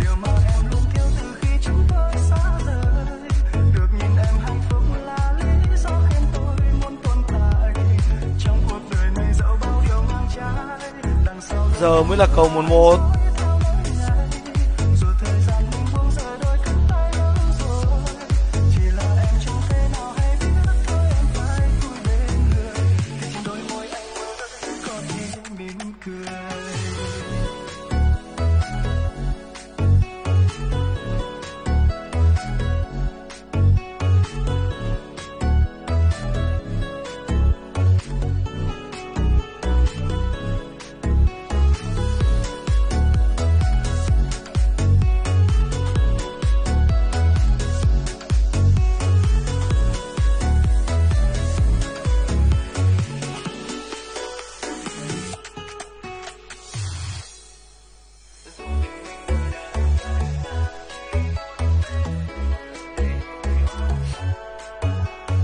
Chào anh à, chào em. Hello em.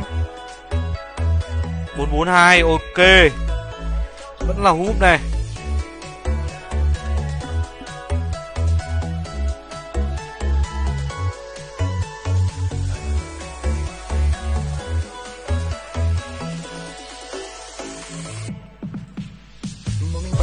Vẫn là húp. Nhớ lại ký ức ban đầu, nhớ về những tháng năm bên nhau ta cùng ước chào. Ngồi tựa vai đôi môi, chạm khẽ những ngọt ngào. 123 Bảo Ngọc này.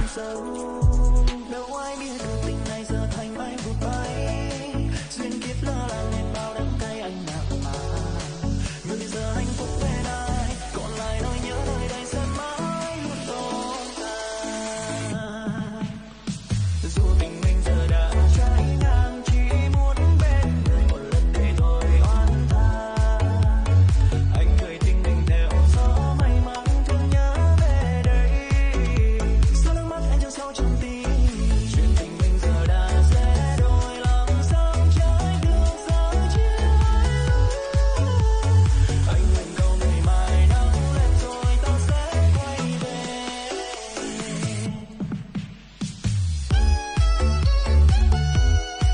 Ồ, vẫn là được.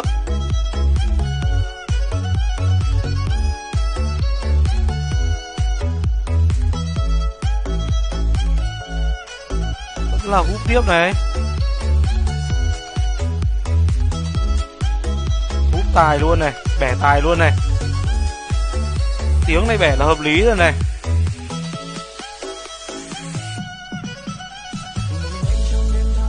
Nhớ lại ký ức ban đầu, nhớ về những tháng năm bên nhau ta cùng ước chào. Ngồi tựa vai đôi môi, chạm khẽ những ngọt ngào. Lời yêu thương ta trao qua đậm sâu. Đâu ai biết được tình này giờ thành mây vụt bay. Duyên kiếp lỡ làng nên bao đắng cay anh nặng mà. Người giờ hạnh phúc về đây, còn lại nỗi nhớ nơi đây sẽ mãi luôn tồn tại. Dù tình mình giờ đã trái ngang, chỉ muốn bên người một lần để thôi oan tha. Anh gửi tình mình theo Bẻ qua tài là hợp lý rồi đấy. nhớ về đây. Sau nước mắt anh cho sâu trong tim, chuyện tình mình giờ đã sẽ đổi lòng sóng trôi. Ôi rồi ôi, vẫn là cầu 1-1. Anh nguyện cầu ngày mai nắng lên rồi ta sẽ quay về. Nhẹ nhàng nó không nghe rồi.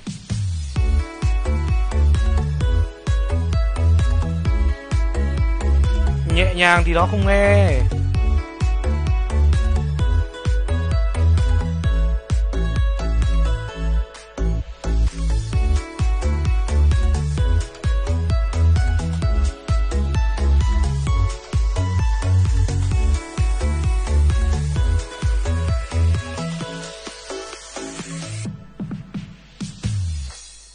Vì dưới miền Tây chốn của em là nơi yên bình, có đồng ruộng Bẻ đánh xanh, to quá nó soi à. thanh cánh cỏ bay. Bên kia bờ sông có cô em hát nghe đậm tình. Miền Tây sông nước chốn hữu tình anh đừng làm đừng. Anh trai thành đô anh có thương thiệt không? Đừng có dài dòng cho em đầy lòng lắm chờ mong. Em nơi miền quê có tấm lòng son sắc thật thà. Đừng đem dối trá em thương quá rồi lại đi xa. Kia lúc ngoài đông giờ đã trổ bông. Thương em thì không sao cứ Thôi. dài dòng. Thôi rồi, nó bẻ bên xỉu luôn cơ. Lấy chồng anh không mau hôn vì đừng trách con đò sang sông. Hỏng cân, hỏng cân. Thương là thương nhiều không, cho chuyện kia cứ phải lòng vòng. Em là em chờ mong, thương mỏi mòn anh có biết không? Chờ ngày anh bước sang, thư tính truyền trầu cả mối mang. Đôi lứa ta đẹp duyên, ta mát lòng. Ôi kệ con mẹ nó đi. Thương là thương nhiều không, Kệ con mẹ nó đi, cứ về tài thôi. em là em chờ mong, thương mỏi mòn anh có biết không? Chờ ngày anh bước sang, thư tính truyền trầu cả mối mang. Đôi lứa ta đẹp duyên, ta mát làm đám cưới linh đình.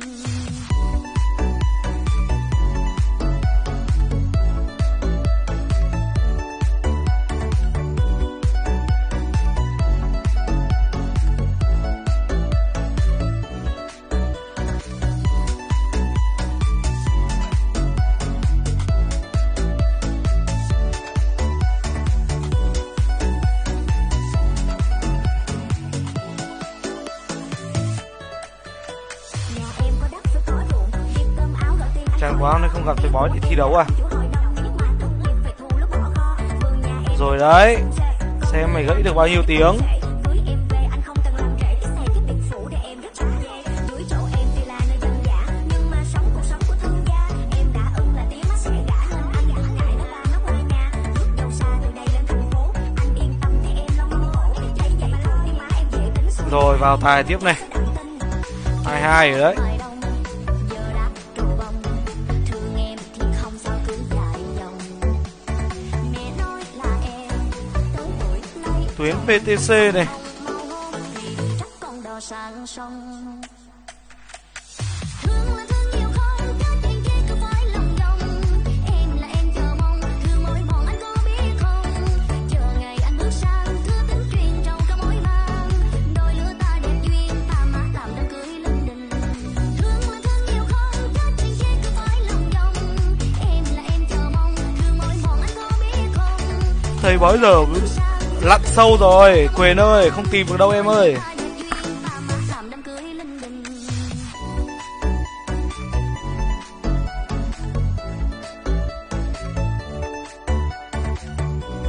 Rồi 2-2.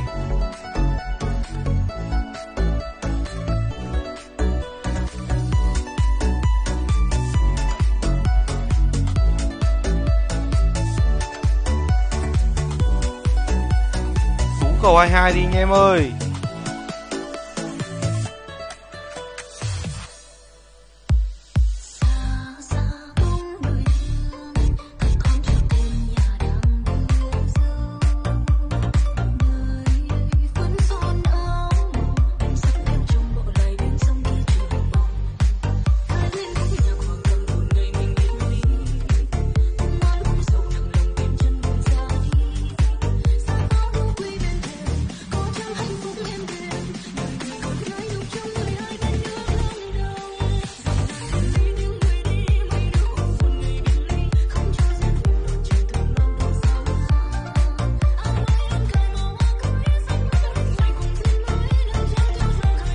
Em chỉ xem thôi chứ không lộc.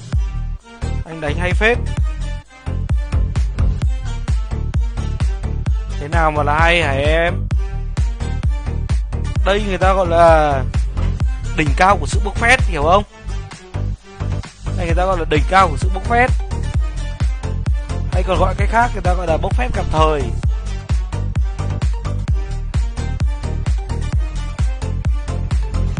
Vã cầu 22.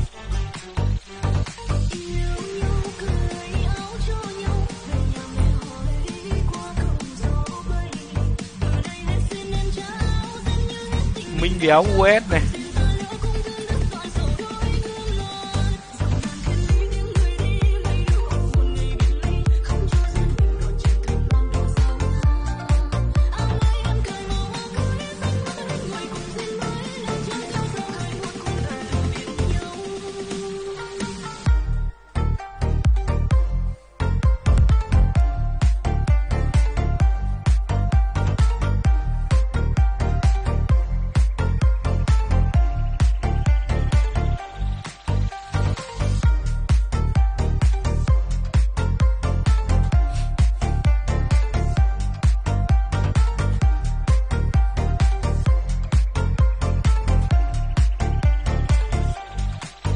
Ok chưa? Ok chưa?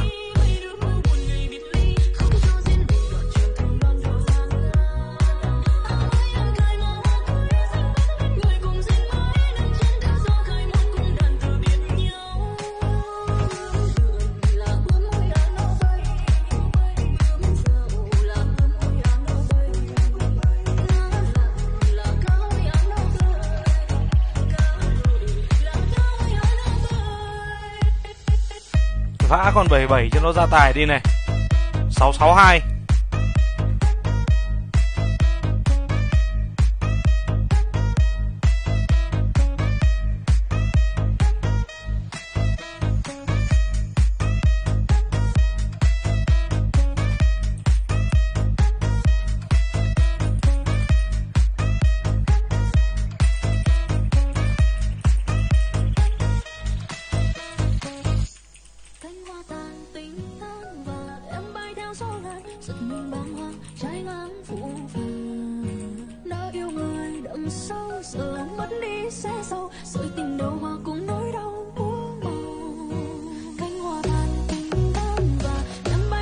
Rồi đấy.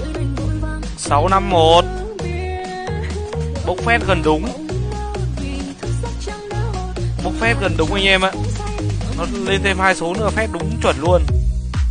Và đúng cái câu bốc phét gặp thời là nó đúng người đúng thời điểm.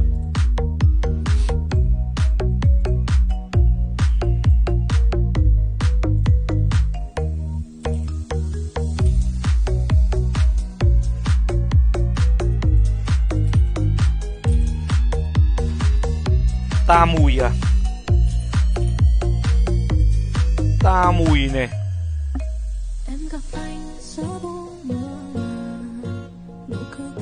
Bình tĩnh đánh anh ơi, sắp được một tỏi rồi. Ok em ơi, anh vẫn đang rất là bình tĩnh.